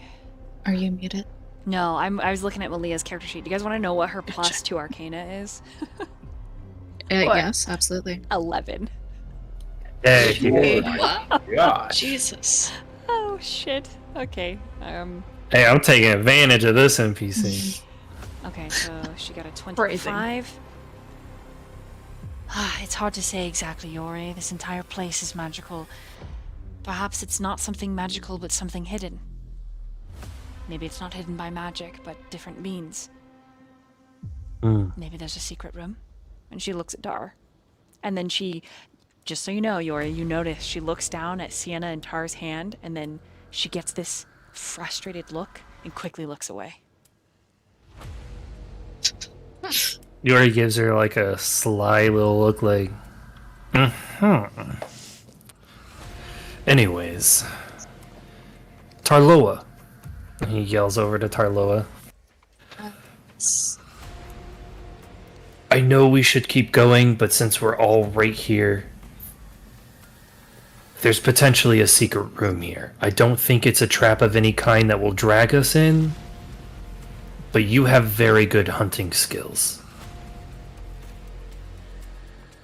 Alright. I'm gonna walk Sienna and I back into the hallway. I'm gonna give her a look. Bongo, get over here too. Sienna, will you Oh, you help know. me take a look? Yes, of course. For Bongu, he usually walks with his quarterstaff and his hand about midway down the quarterstaff. He's gonna kind of flip his quarterstaff and catch it at the end and kind of start tapping around on the walls, on the ground, as he's walking through the hallway, just to see if anything gives, shifts,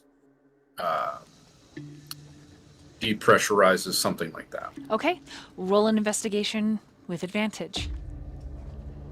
Can I cast guidance on him while he does this to You give him can. a bonus? And Tarloa, if you'd like to search as well, you can give I'd him, you can actually either give him, like to know. advantage or what? Oh, I was gonna say I was wondering if Sienna could help me look and I could get advantage as well. So we could have Okay. two Yeah, people. yeah, she can. Yeah. Sienna can use guidance on Bongu and then give you advantage with the help action. Yeah, Yeah. it's a cantrip, so I could basically, do it Pew, as pew, much as I pew, want. pew! Magic Sienna, which makes Malia grumpy. I mean, she loves Um, you. I also Bongu got investigate. 17. Sorry. Okay, if everybody's 19. investigating. Oh, 19, 17. Candy, what'd you get? I got a 12. I don't think Whoever's- Yori is because he's already failed, so he just kind of like Shit. looks over everyone. Whoever's taking guidance from Sienna, just roll a d4, add it to your roll. I take a Woohoo. D4. Yep, 1d4. Magic beans. That's going to be a 20 then. Thank you, Sienna. That's a 2, so a 14 total. Am I allowed to as well? Are you able Yes, to of course. cast it again? Okay. Alright, then that is a 22. All right, so Bongu and Tarloa find the secret door at almost the same time. A perfect seam in the southern end of the hall, right beyond where Yori's standing. It looks like you push the stone back and slide it to the right. Char's gonna do so. Okay, roll an athletics with advantage. Or where Yori was standing since he stepped back. Sorry, what was that? So it was right here where Yori was standing. Okay, right here. Mm-hmm. I will draw.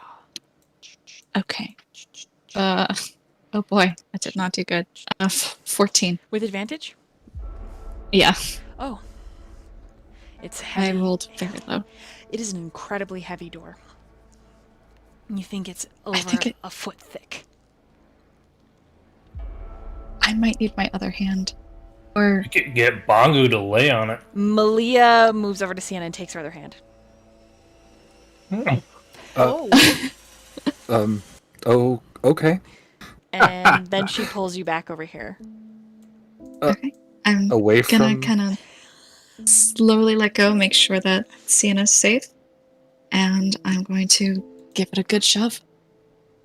Okay, roll. Can Bongu also assist Yep. in this? Mm-hmm. And I think advantage could work for this as well, or guidance. I think it's any check, right? Okay. Do we get guidance? That's up to Chris. Yes. Okay. 17. All right, 17 is enough. You open it up, and it slides. Alright. Slides open, and I only move you forward so that I have to move each We of you can see in if it. you go. Yeah, like I can move this Okay. over here, and you could all see I'm it. gonna look back and reach my hand out for Sienna. I'll look at her hand. I'll look at Melia, and does Melia let go of my hand? Roll an insight. So much hand holding. There's a lot of... That is a natural 1. Oh, Bongu sees the hand outstretched and takes it, realizes immediately it was for Sienna and tucks it back. Just like, oh, my bad. Like a There's battle of the a- hands. There's a lot of unprotected hand holding going on. This Yeah. Yori's yeah, like looking at all the hand holding. He's like, okay, and he just like kind of slips past if he can into the room. Malia That's fine. quickly whispers, I think Char should be free to battle. I'm perfectly capable of keeping you safe. Okay. She just... Yeah. And then she says that to Tar. I think your hand should be free if we're entering in a new room, just in case. My spells I can cast one-handed, but you're more effective with both of yours. Can I roll an insight check? Yep.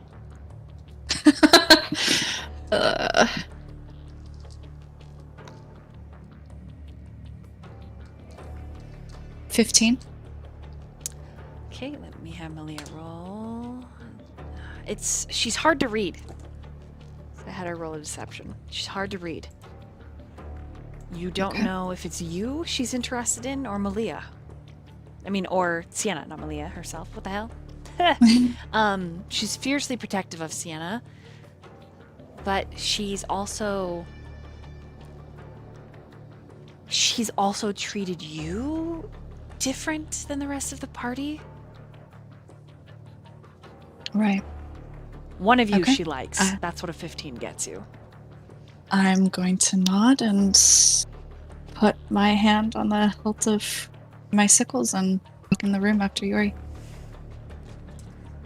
Hand holding cock block.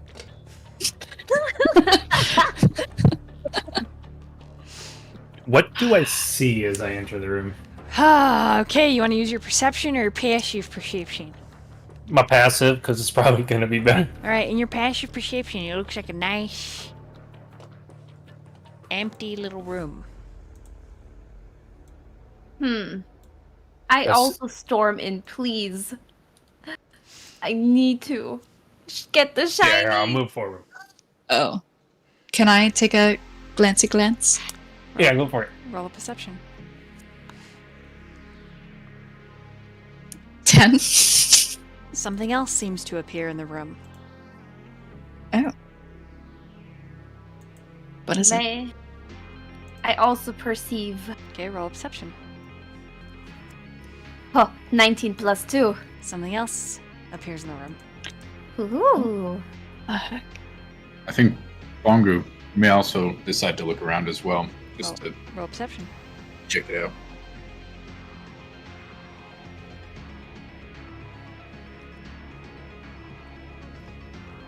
$24. Oh, Sienna, would you like to look with Malia? Yes, actually. Okay. That's what Malia uncovers. And Sienna? I rolled very poorly. That's a 5 plus 6 for perception, so 11 total. Okay.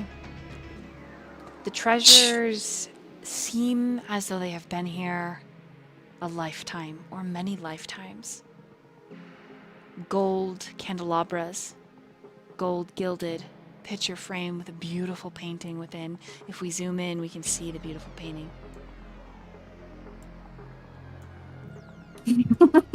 what's in the painting? It's so funny. Look, it's so zoom in. There it is. It's a little bunny web. It's a little bunny rabbit. Aww. It's just Oh my god, I love that. That is adorable. That's mine. It's mine. May I bag it? I don't ask. I bag it. Okay, don't ask, I bag it. Okay. Yori's interested in the chest. Okay. The chest is locked.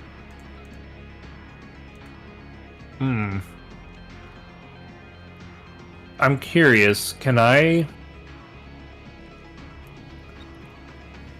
shape water in a way to lockpick it? You can certainly Or that'd be possible. You can certainly try. Or you can ask your rogue to try and lockpick it for you. True. I'm like thinking of doing this in my mind. I'm like frozen. Yori's there, like, damn it, oh my God. If only we had a Tarloa. Can you help me? Wow. If only we had So- a Tarloa. Yeah. Tara's gonna look at the chest for a minute. Is there a lock visible on it? Is there is and isn't. There is not a keyhole, but there are two beautiful silver, like, miniature plaques screwed into lid and base. Yeah. No can do, Yori. Candy, wanna come open this chest? I have a pair of pliers. Does that work? You don't have any. I have say, a Don't you have a lockpicks? thief's kit in Yay. your inventory? I have a small file. I have a set of lockpicks, a small mirror, ornamental handle, scissors, and pliers. Great. And That I'm sounds. gonna scoop her up and put her in front of the chest. I just I'ma just do my thing. Do my thing. Okay, roll sleight of hand. The Okay. moment she opens it, though, Tarloa, pull her away. No. Wait, sorry. What do I roll? Sleight of hand. Ooh, 18 plus 6. 18, 19, 20. Beautiful 24. That should do the trick. All right. She pops the lock. I scoop up candy. No! Roll. Yori gets in front of it. Roll a dexterity. Okay.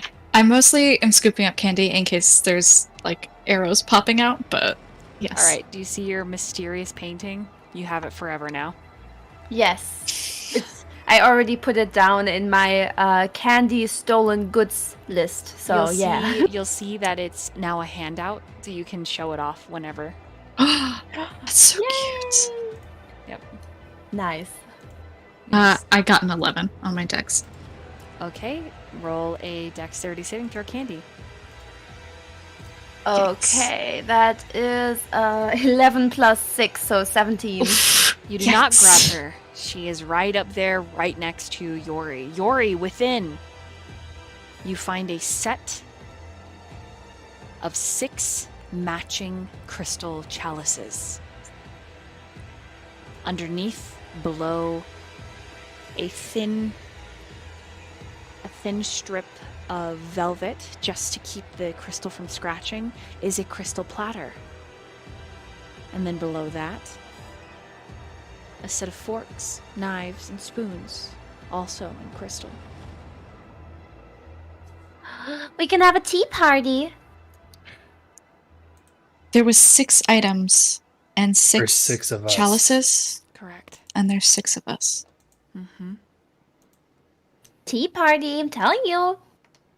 Yori passes one out to everyone, just so everyone has one.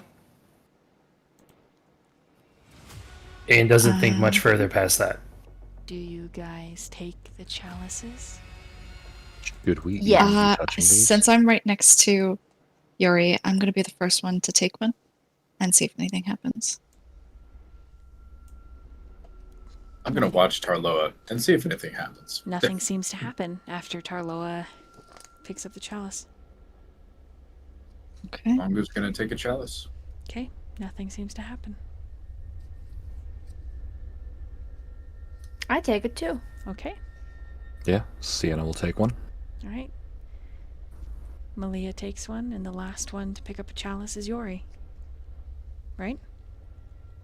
Yes. So, Everybody roll a charisma saving throw. Oh lord. 6. 14. Oh, sorry, no. 17 total. 8. 15. 8. Okay. So Sienna's the only one that got a 17. Okay, let me quickly read this.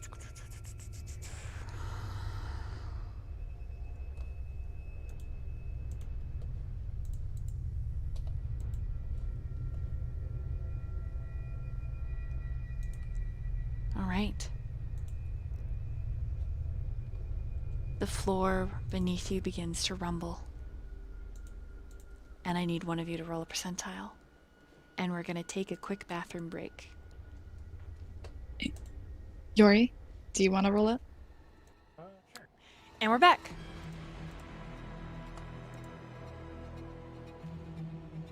All right. Sienna was the only one who got a 17 on, was it Charisma? I had you roll Charisma, correct? Yep. Okay. You watch as the room begins to melt. The treasures become this golden, bubbly, twisting metal. But you recognize the illusion for what it is. A simple stick stands upright. Thin, brittle. But the rest of your party, they see the creature from the other room. In fact, You see the treasure room, but for everyone else,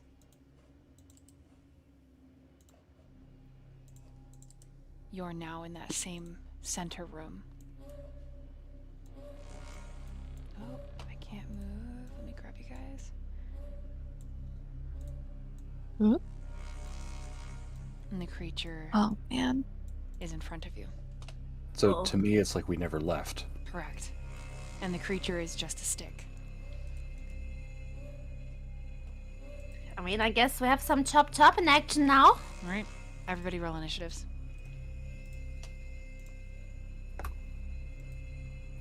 Oh my god, I suck.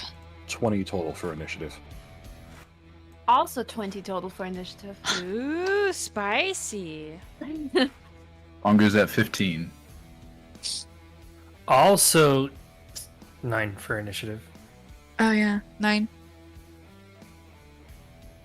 Tar was 9 and Yori was 9. Yeah. So I have Candy Sienna at 20. Yes. And Bongu, you had a what? Sorry? 15. 15. All right, between Candy and Sienna, I believe Candy has the higher dexterity. Yes, I think Most so. certainly. Right. I have a 15 dexterity. Candy! It's your move. Okay, I. Just a little stick, huh? Well, I guess it's time to chop chop. And I, well, it's directly in front of me, so I don't need to run in front of it, but I'll just, slash it kind of like a lumberjack would, just because I feel like it with my, little short swords. And do a little spicy attack. That is, this is a 4. How do I... That is a 4. 4 does not hit. Wait, do I have another inspiration? I do have 2. You know what? I'm gonna take 1 inspiration. I have 2 inspirations, so yeah, this is fine. I have an amazing 5. I'm gonna just step back a little because I can't hit it. Apparently, it's stronger than I am. Alright. Yeah, I'll just step back a little bit, that's all. I think I have the passive that it doesn't allow it to have like a opportunity attack on me. It does Right. not. It does not take Yeah. take its reaction. Okay, good, okay. Yeah, I'll just step back like a little bit. Okay. So, from my point of view, I watch Candy basically puff up and start swinging wildly at the stick, but hitting absolutely nothing. Yes. But the air around the stick. Okay. Can I just push the fucking stick over? Go ahead and roll to hit. Okay. That is a 12 total to hit. Doesn't hit. You go to push, and you miss the stick. Oh my god. Good thing no one sees that. Man, it's really dark in here. As a free total. action, can I go, Candy, what are you doing? It's just a stick. You can. I mean, For Candy, it's this creature again, smaller, and it's just like.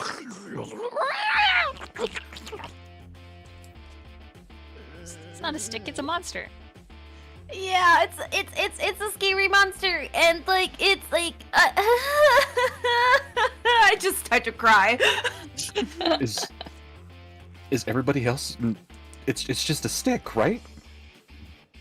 If talking's a free action, so the party can respond. I'm pretty sure the rest of us see a giant monster. Yeah, it's a pretty big monster. Yeah, what are you talking about, Sienna? Crazy. I mean, this is really strong. I don't think it's just a stick. You know, I tried to top it like a lumberjack because you said it's a stick, but it's kind of like really big and scary, and it doesn't get hurt. So, Is it moving around? Mm-hmm. It is. I've got a bonus action. I took telekinetic as my feat. Mm-hmm. I'm gonna telekinetically shove the stick. Okay. The stick has to make a DC 14 strength check, or I fling it 5 feet away from me. Okay. That's a strong stick. It does not make it. Shocker. So you fling this creature back. Oh god, it's near me. Yeah, right into your lap. You watch as the stick twists and lands at Yori's feet, and Yori gets this like ah expression.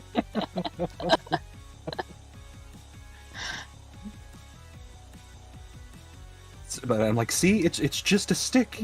For everyone else, it like slides through the water, and he's like, It's not a stick. Bongu, it's your move. All right. Bongu is going to cast Sacred Flame at the base of the stick enemy.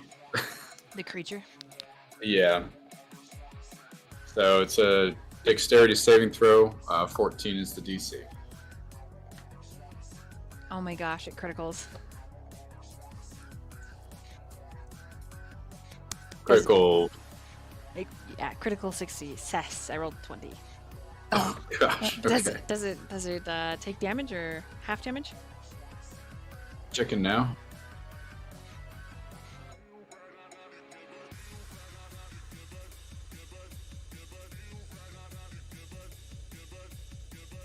Looks like it takes no damage. Okay. Sienna, you watch the stick stand up straight and then slide back into the center of the room, and it begins to vibrate. Okay, vibrating stick.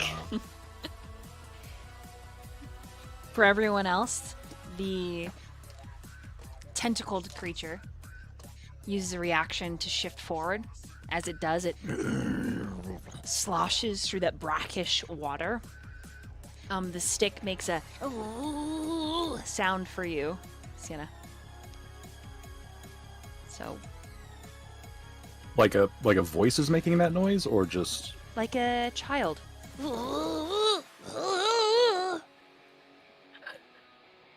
do I see Eiley anywhere in the room with me Roll or with perception. us? Okie dokie. That's a 15 plus 6, 21. You do. Damn. Where do I see her?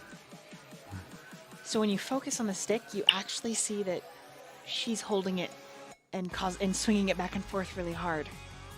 All 3 feet of her, and she's like whacking your party members.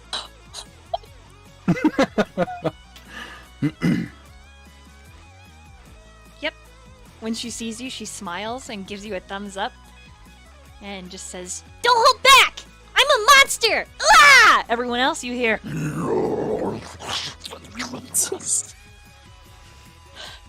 All right.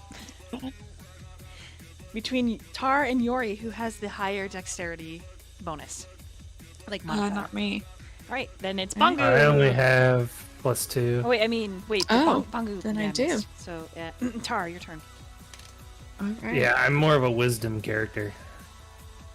I guess I see a big monster. I'm gonna slash at it twice. First one is a nat 20. Okay. For a 26. So that is triple max damage plus an extra damage die.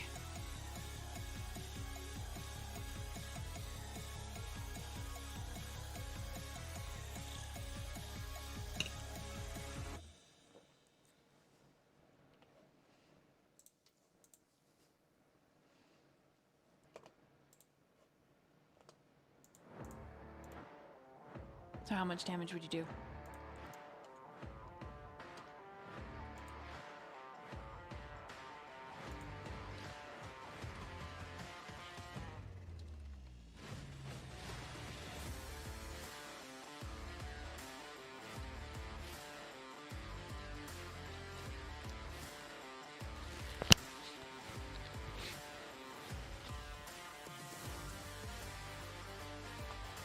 Can chat hear me?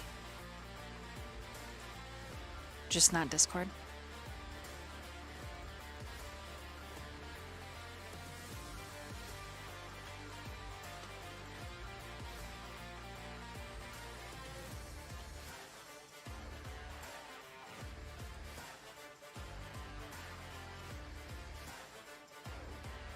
Hello?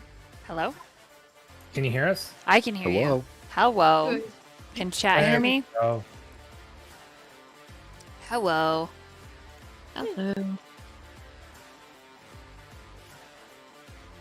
we back, y'all. Now, where were we at?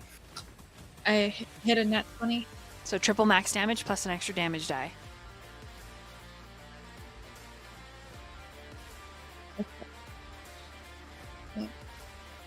That. So it is 10 would be my old damage, and then you said triple that. Yep, triple max damage plus an extra damage dice. 30. So you get to roll your just base damage die one more time and add it to that as well. 33. Okay. And then my second attack, which is a 22, That hits. which is a 7 damage. Nice. Okay. The creature quivers. It quakes. And are you slicing? Slicing, that's correct. Okay. You slice off several of its limbs. Sienna, you see the stick split in half. And now Eiley has 2. Oh no. You gave her 2 sticks. What do you mean with her? It's the little girl. I'm pretty sure last I saw the little girl wasn't a tentacle monster. She's playing with us. Uh, You guys can't see it, but it's Eiley standing in the middle of this room. And Tarloa, though your blade strikes were fierce, all you did was break the stick in half, and now she has 2. Eiley? Eiley. Do you want to come out to play, Eiley? Are you playing with us right now? The creature rumbles. Ooh. Hey, guys. I think we just have to play with her. She said don't hold back. She's a ferocious monster. Okay.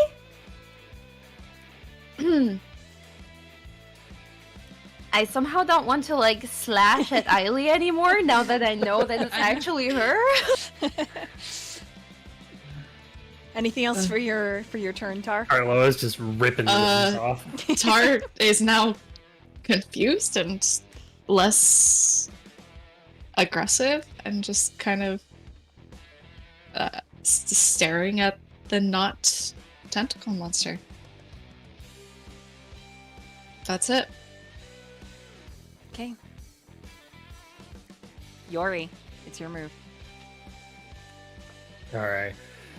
Yori's gonna like throw his arms up. He's like, if it's the battle of the sticks you want, well, I've got lots of them. And he casts his entanglement. Okay. Right. What Which does it have to roll? 14 or higher on strength. It does. Let's get a 16. Ah, no. All my sticks fall apart, and I'm like, well, I tried, and then I turn into a bear. Okay. Sienna, you hear Eiley say, "My stick brings all the boys to the yard, not yours!" Ha! No. Okay, you turn into a bear. As soon as he turns into a bear, Eiley's like, "Oh, Fluffy!" And I let out a big roar. Okay, it's her turn. I need everyone to make a dexterity saving throw as she holds both sticks out in front of her, Sienna, and she starts to spin really fast, just slapping at everybody. Just as I turn into a bear, like the most non-dex thing. 20. 18. I got an 8. 18. Okay, those of you that got above a 10, you take half damage. Oh, God. For those for those of you that didn't make the save and you see the monster, the tentacles all like flare out like a spinning tornado of slicing death.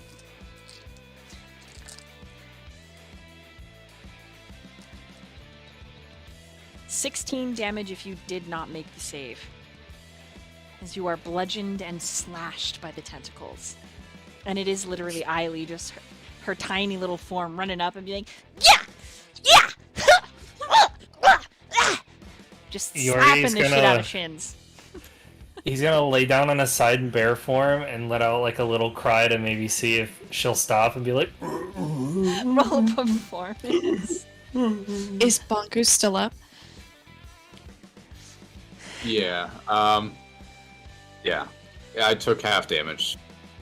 Okay. That's that good. is a 19 plus 1, that's 20 for performance. The tentacle creature makes a hissing noise. Seems to pause. I don't know how a crying bear sounds, but Exactly like that. It's pretty tragic sounding. All right, Malia holds up her hand, and it begins to rain a gentle rain. Everyone gets 8 hit points back. Ooh. hey. All right. Candy, it's your turn. Yori, because you're crying, you have advantage on your next attack against the creature. Okay. Okay. I will. I legitimately don't know what I want to do because I don't want to hurt her seriously. I don't want to assassinate her, but I do want to play with her, and she does want to fight play. So Yeah, she's doing lethal damage. she is, but what if I try to tie all of her tentacles up in a knot so she topples over? How many tentacles are there? 6. That sounds manageable, right? I have heard many a butthole say that before.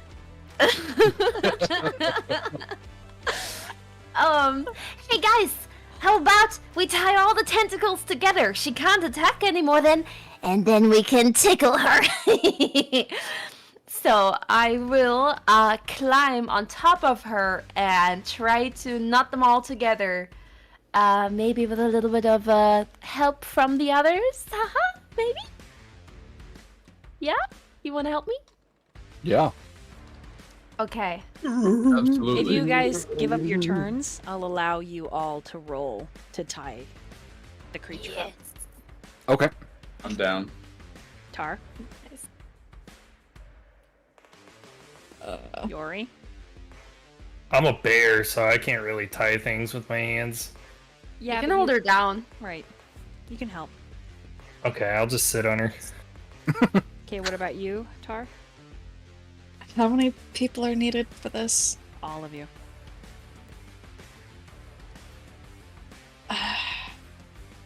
Not excited about it, but I'll help. Okay, then as a group, with Candy leading the charge, I need all of you to make an acrobatics or an athletics, one or the other.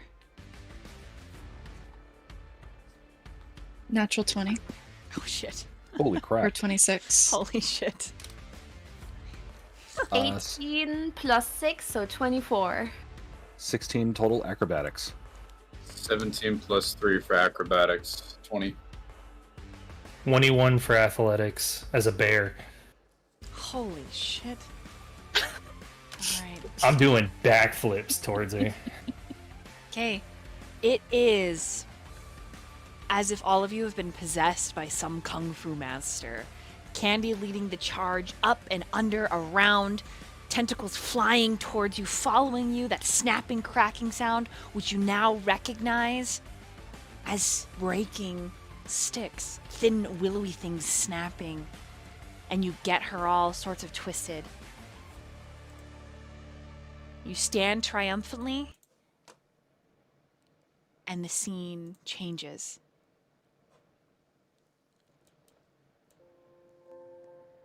And Eiley is giggling. And she's all tied up. She looks a little bit injured, but genuinely happy. All she says to you is, Okay, you caught me. I'll let you have my treasures. These all belong to my dad. He painted that bunny for me. Because I'm his little rabbit. Because I'm fast. Here. You are very fast, Eileen. Just And- wait till you see what else I got. You said she looked injured, right? yes, And we're all a little beaten up. right. Sienna's going to use her, she's going to channel divinity into Balm of Peace. And when I move within 5 feet of any creature, and that's everybody on the map essentially, they can all restore 2d6 plus 4 hit points. Ooh, nice.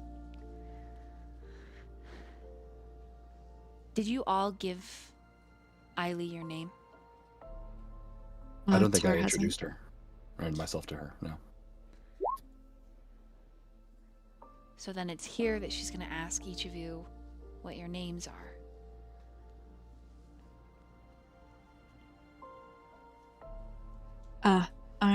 I'm Tar. I'm your turtle, Bongu. And Sienna's going to sit down next to Eiley and look at her and say, "My name is Sienna." And I wasn't really allowed to have friends growing up either. Does that mean that Sienna let go of Melia's hand? No.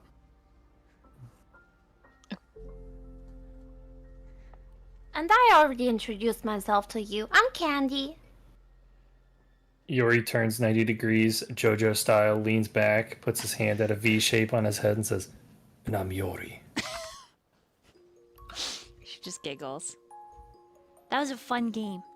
Thanks for playing with me. And when she talks and you're this close to her, Sienna, you see that all of her teeth are sharp. And and you were originally all thinking that the sisters were twins, maybe. But now you see that that's not necessarily true.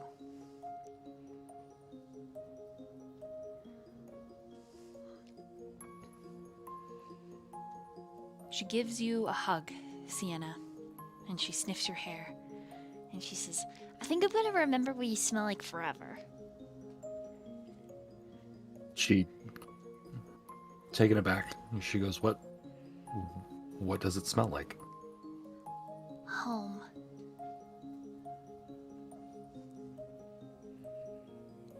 Sienna will hug her back, still keeping a loose grip on Melia's hand, but with one arm, reach around and grab or hug the girl.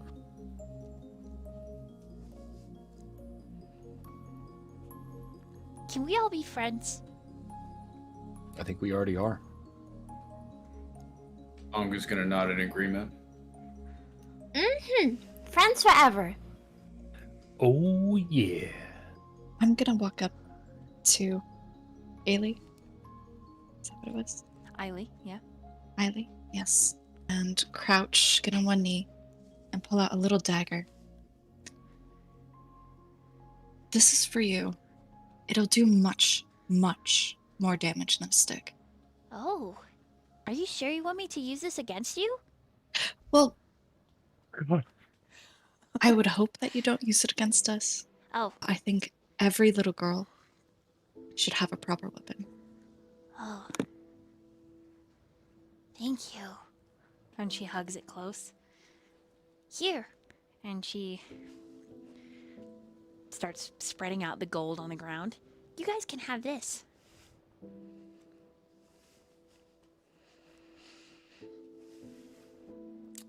And while she's Thank you. spreading the gold, she comes to a necklace. It's a long chain, and at the end there is a jade talisman, and she just goes very still as she reaches for it.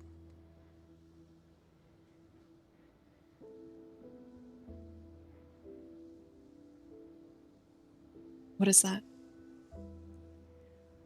That's my dad's. but I didn't put it here. Do you think someone else might have? She suddenly looks up at you with a little bit of worry. I don't know. I'm supposed to be the only one in here.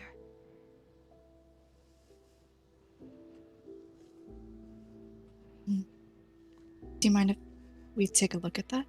She holds it out to you. Gently take it from her hands and turn towards Malia. Highly magical.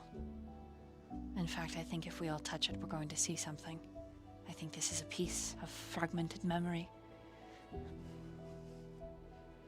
Well, Alright. in that case, let's touch it. I'm gonna hold it out so everybody can touch it. Okay. Does everyone touch it? Bongu? Yes. Bongu does. Yori? Yeah. Yori's still leaning over, touches it. Oh my god. Okay. This time, Malia is the last one to touch it because she whispers a spell just before, and everyone feels this comfort in their chest, warm. You can add a +3, all of you, to your armor class. Oh, hell yeah. Ooh. +3. She says, "Be wary. I don't know where this one will take us." And she touches it.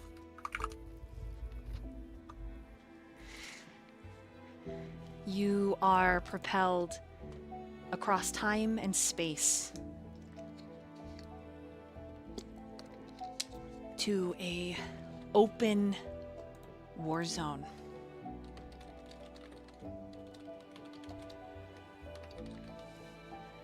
Men in gleaming armor drop like flies on either side of you.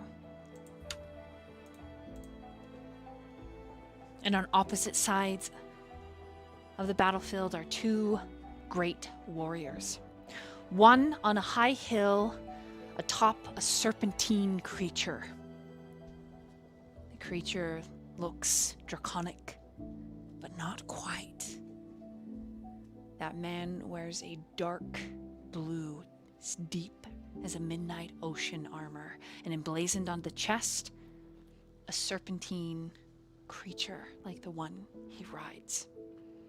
Anyone that would like to can roll a nature. Hell yeah, I will. Let's see. Might as well. I got 14. A 6. 15.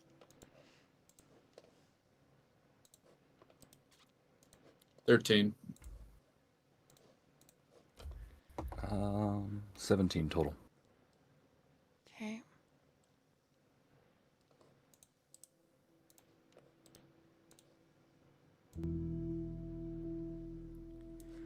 The creature is a salamander, one of frost and snow. On the other hill, emblazoned on his chest, a phoenix, and he rides a roan-colored horse. The two of them are clearly commanders, dressed similar to the time and style you can only guess decades upon decades ago. And Malia begins to speak, to tell a story that this was an ancient war. This happened. This actually happened in this valley. There's no, are we really here? The historian within her is excited, and she almost lets go of Sienna, but she doesn't. She stays holding on, and she says, no, I'm not going to give in. You can try all you want. I'm not letting go of Sienna. But I will try to explain. I assume I'm holding your hand, Sienna, but I cannot see any of you. In front of me, I see an ancient battle that depicts the phoenix fighting the salamander. These are two old clans that used to rule the valley where we're from, between Trademark all the way to the human keeps in the west. The phoenix will be killed here. Wow. He will sustain a wound that will end his life, but not before it changes him completely. You see, the Salamander clan are known for their poisonous techniques. It is said that their secret house banner is that of a scorpion. The salamander is simply a ruse for the rest of the world. This is the kingdoms we're watching. This is a tragedy. Neither side ends up winning. You see, these two men used to be just boys, and the very best of friends. But something in their youth changed, and they became the worst of enemies. There are poems and bardic songs. Remind me.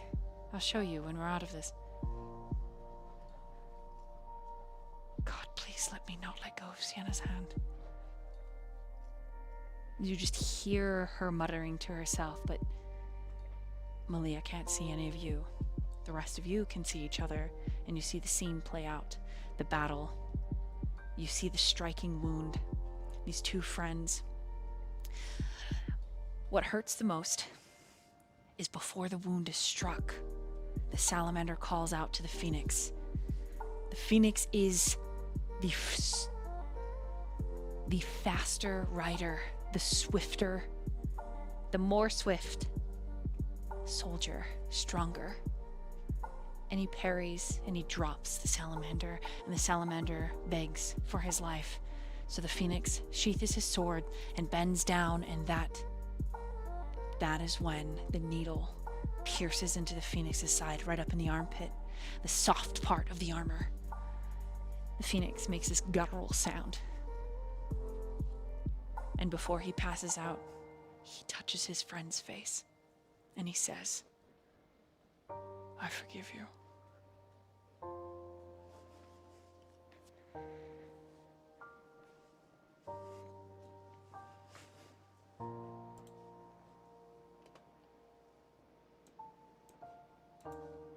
As the scene begins to melt and change, you have a chance to roleplay if you wish. When Leah was panicking over holding Sienna's hand, worrying not to let go, Tar kind of going to hide their face a little bit and just going to clasp their hands around, which are probably a lot larger, clasp their hands around Sienna's and Malia's to just hold them together until it ends. And then they're gonna pull away. Ooh. Anyone else? I think Yori's in this moment gonna stay like just speechless. Just kind of just taking it all in at this moment. Same, honestly. Bong will be following suit with them, just kind of in awe at the sights before him. Okay. In the battle that happened. When the scene reforms, you're inside a sick bedchamber, and you see the Sapphire Princess and the Ruby Princess. The Ruby Princess, far younger than the Sapphire, and missing an eye, still, and her teeth all sharp. And both girls are leaned over their father. And he says, "You have to save your sister. You can't let anything happen to her." And he's speaking to the little one. "You have to protect her. It's your duty and your bloodline."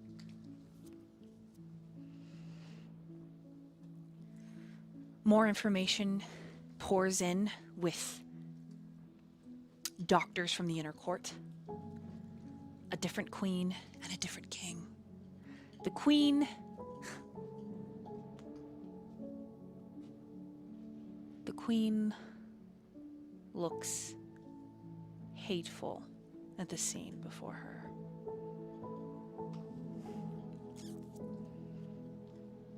And the king looks sad. You aren't sure if the sisters are even fully blooded sisters at this point. Parentage becomes muddled. But undoubtedly, the sisters could be twins, regardless of their parentage. Grown up, they look identical, if not for subtle changes, damages to the little girl's face. But you distinctly remember the entity that you spoke to, the one that mimicked Sienna.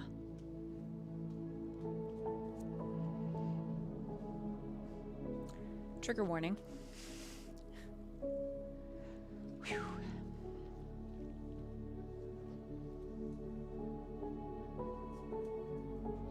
You watch the father seize and perish. And as he is expiring, Ailey is holding his hand. It is hours after his room was filled and the Sapphire Princess was taken away, leaving only Ailey and her father, the Phoenix. Ailey screams for help, and you witness as the scene shifts, as if the narrator is showing you the individuals in the hallway that never answer the little girl's call. Doctors, clerics, priests, capable of wielding divinity to heal, do nothing. They let him die.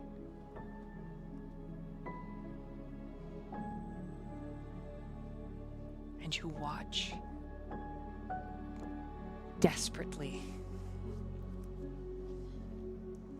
this little girl try to save him.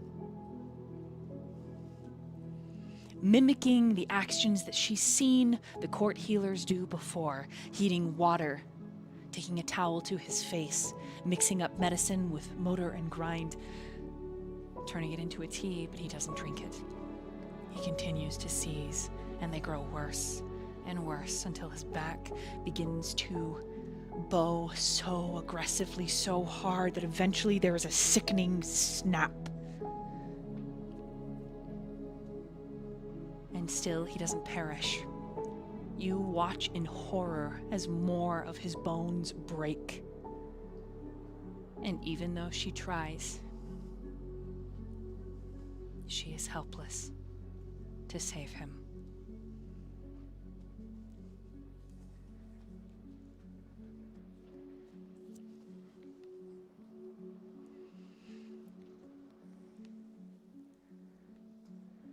The little girl eventually curls up next to her father once he's still, and she sleeps there. As she does, the scene begins to become blurry, as if you're being drawn from it, and you hear that voice.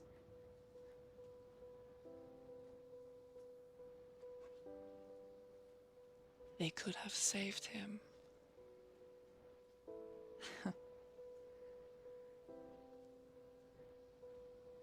They heard my tears, and they did nothing.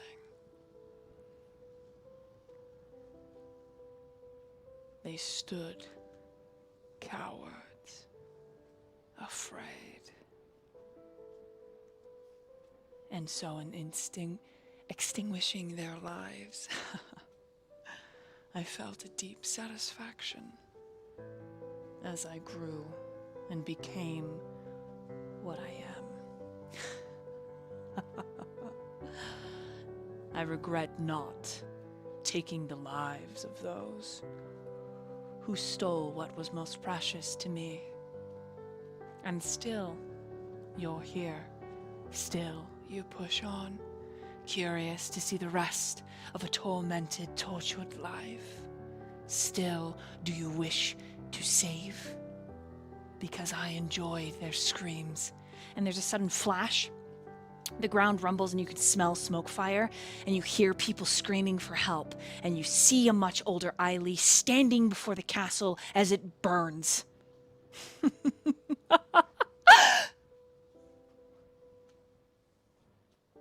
And I would do it again and again and again.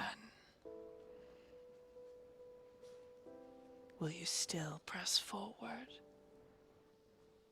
Will you still seek to save me, oh charming and slightly disturbing warriors, heroes, adventurers, curious kittens? Tell me, do you wish to continue? Do you believe yourself beyond redemption?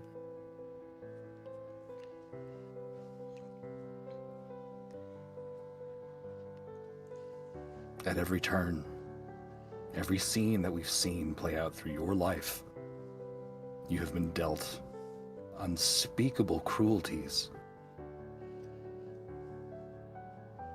And though your actions may, in some sense, be just, I don't think any of us here could blame you for what you've done. You speak about your own exile, your own imprisonment here with shame, as if we shouldn't be putting in the effort. I haven't even seen you do anything wrong yet.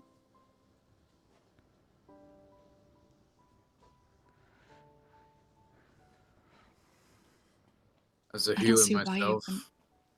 go ahead. I was just gonna say, I don't see why you wouldn't deserve to be saved.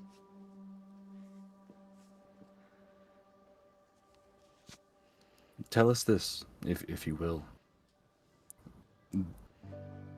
Through all that's happened to you and these scenes that you've painstakingly showed us, what was their reasoning? Why would they do this to you?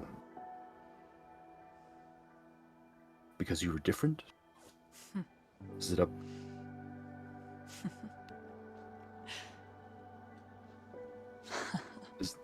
Obviously, you and your sister are different from one another in subtle ways. And I feel like some of those superficial changes, superficial differences between you and your sister account for so much unnecessary cruelty towards you. Is that the sole reason? Or is there something more you're not showing us? Because all I see right now is an angry little girl who is forced through no fault of her own, to enact her own justice.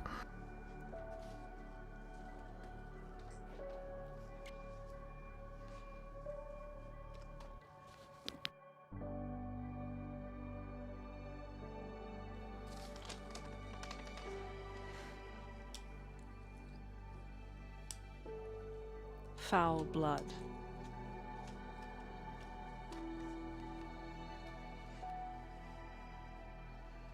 And what could be so foul? Tell us. I was conceived through the union of a mortal and a demoness.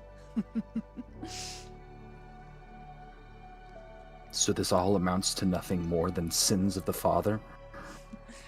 You would be surprised how hard it is to escape those, Sienna.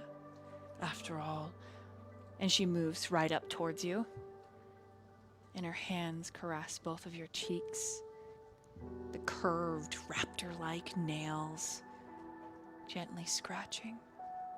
You and I are so similar.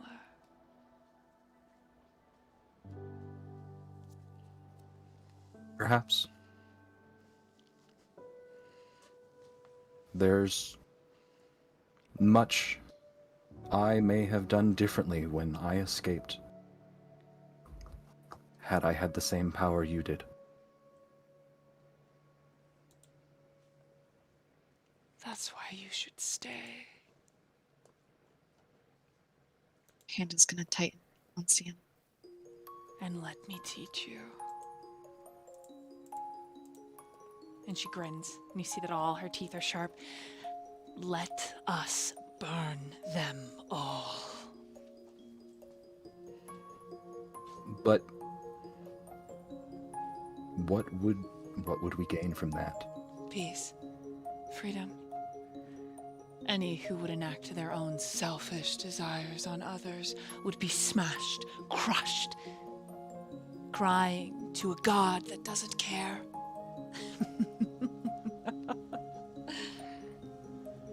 I promise. The feeling is heady. Imagine Malia no longer having to look over her shoulder because you've crushed those that are after you. Sweet Sienna, imagine unspeakable power. Imagine with me all of your enemies, all of those who seek to do your family harm, destroyed before they can even think it.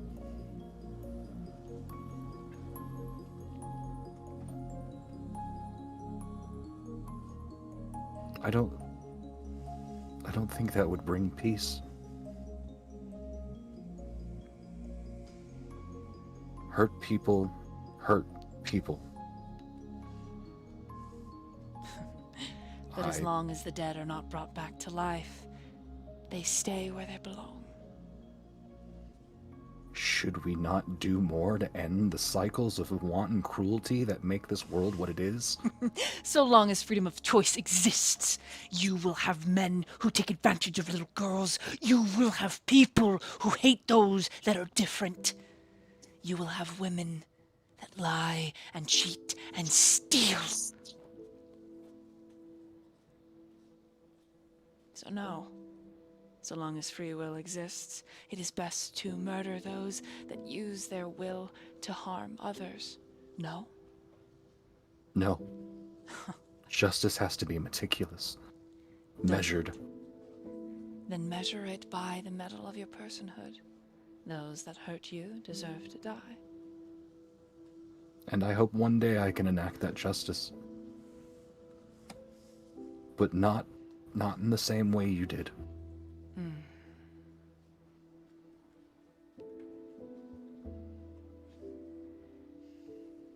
We'll see if your mind Because doesn't change. I would not see the same level of cruelty enacted to innocence through my own yearning for justice. The clerics who waited outside in the hall listening to my screams, are they innocent? No. There's blood on their hands. I know that just as well as you did when you burnt it to the ground. Then you understand. But how many innocents did you take with them? A necessary sacrifice. They wouldn't leave. I don't think that's true. I don't think there was anything necessary about it. I gave them a choice. They chose to stay.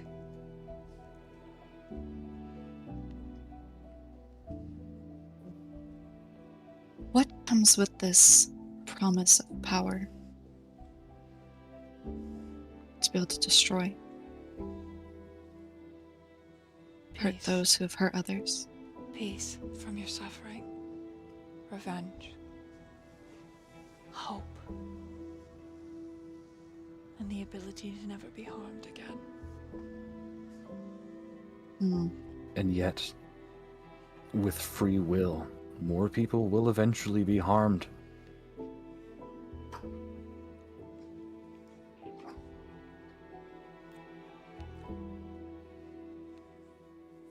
I think we're done here.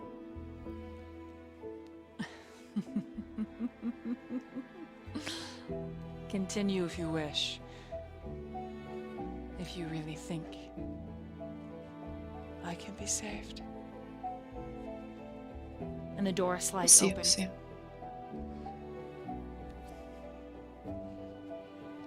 And we're gonna end there for tonight.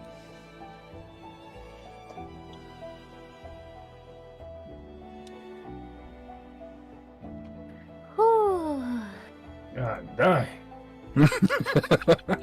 Dungeons and Dragons. Dungeons and Dragons.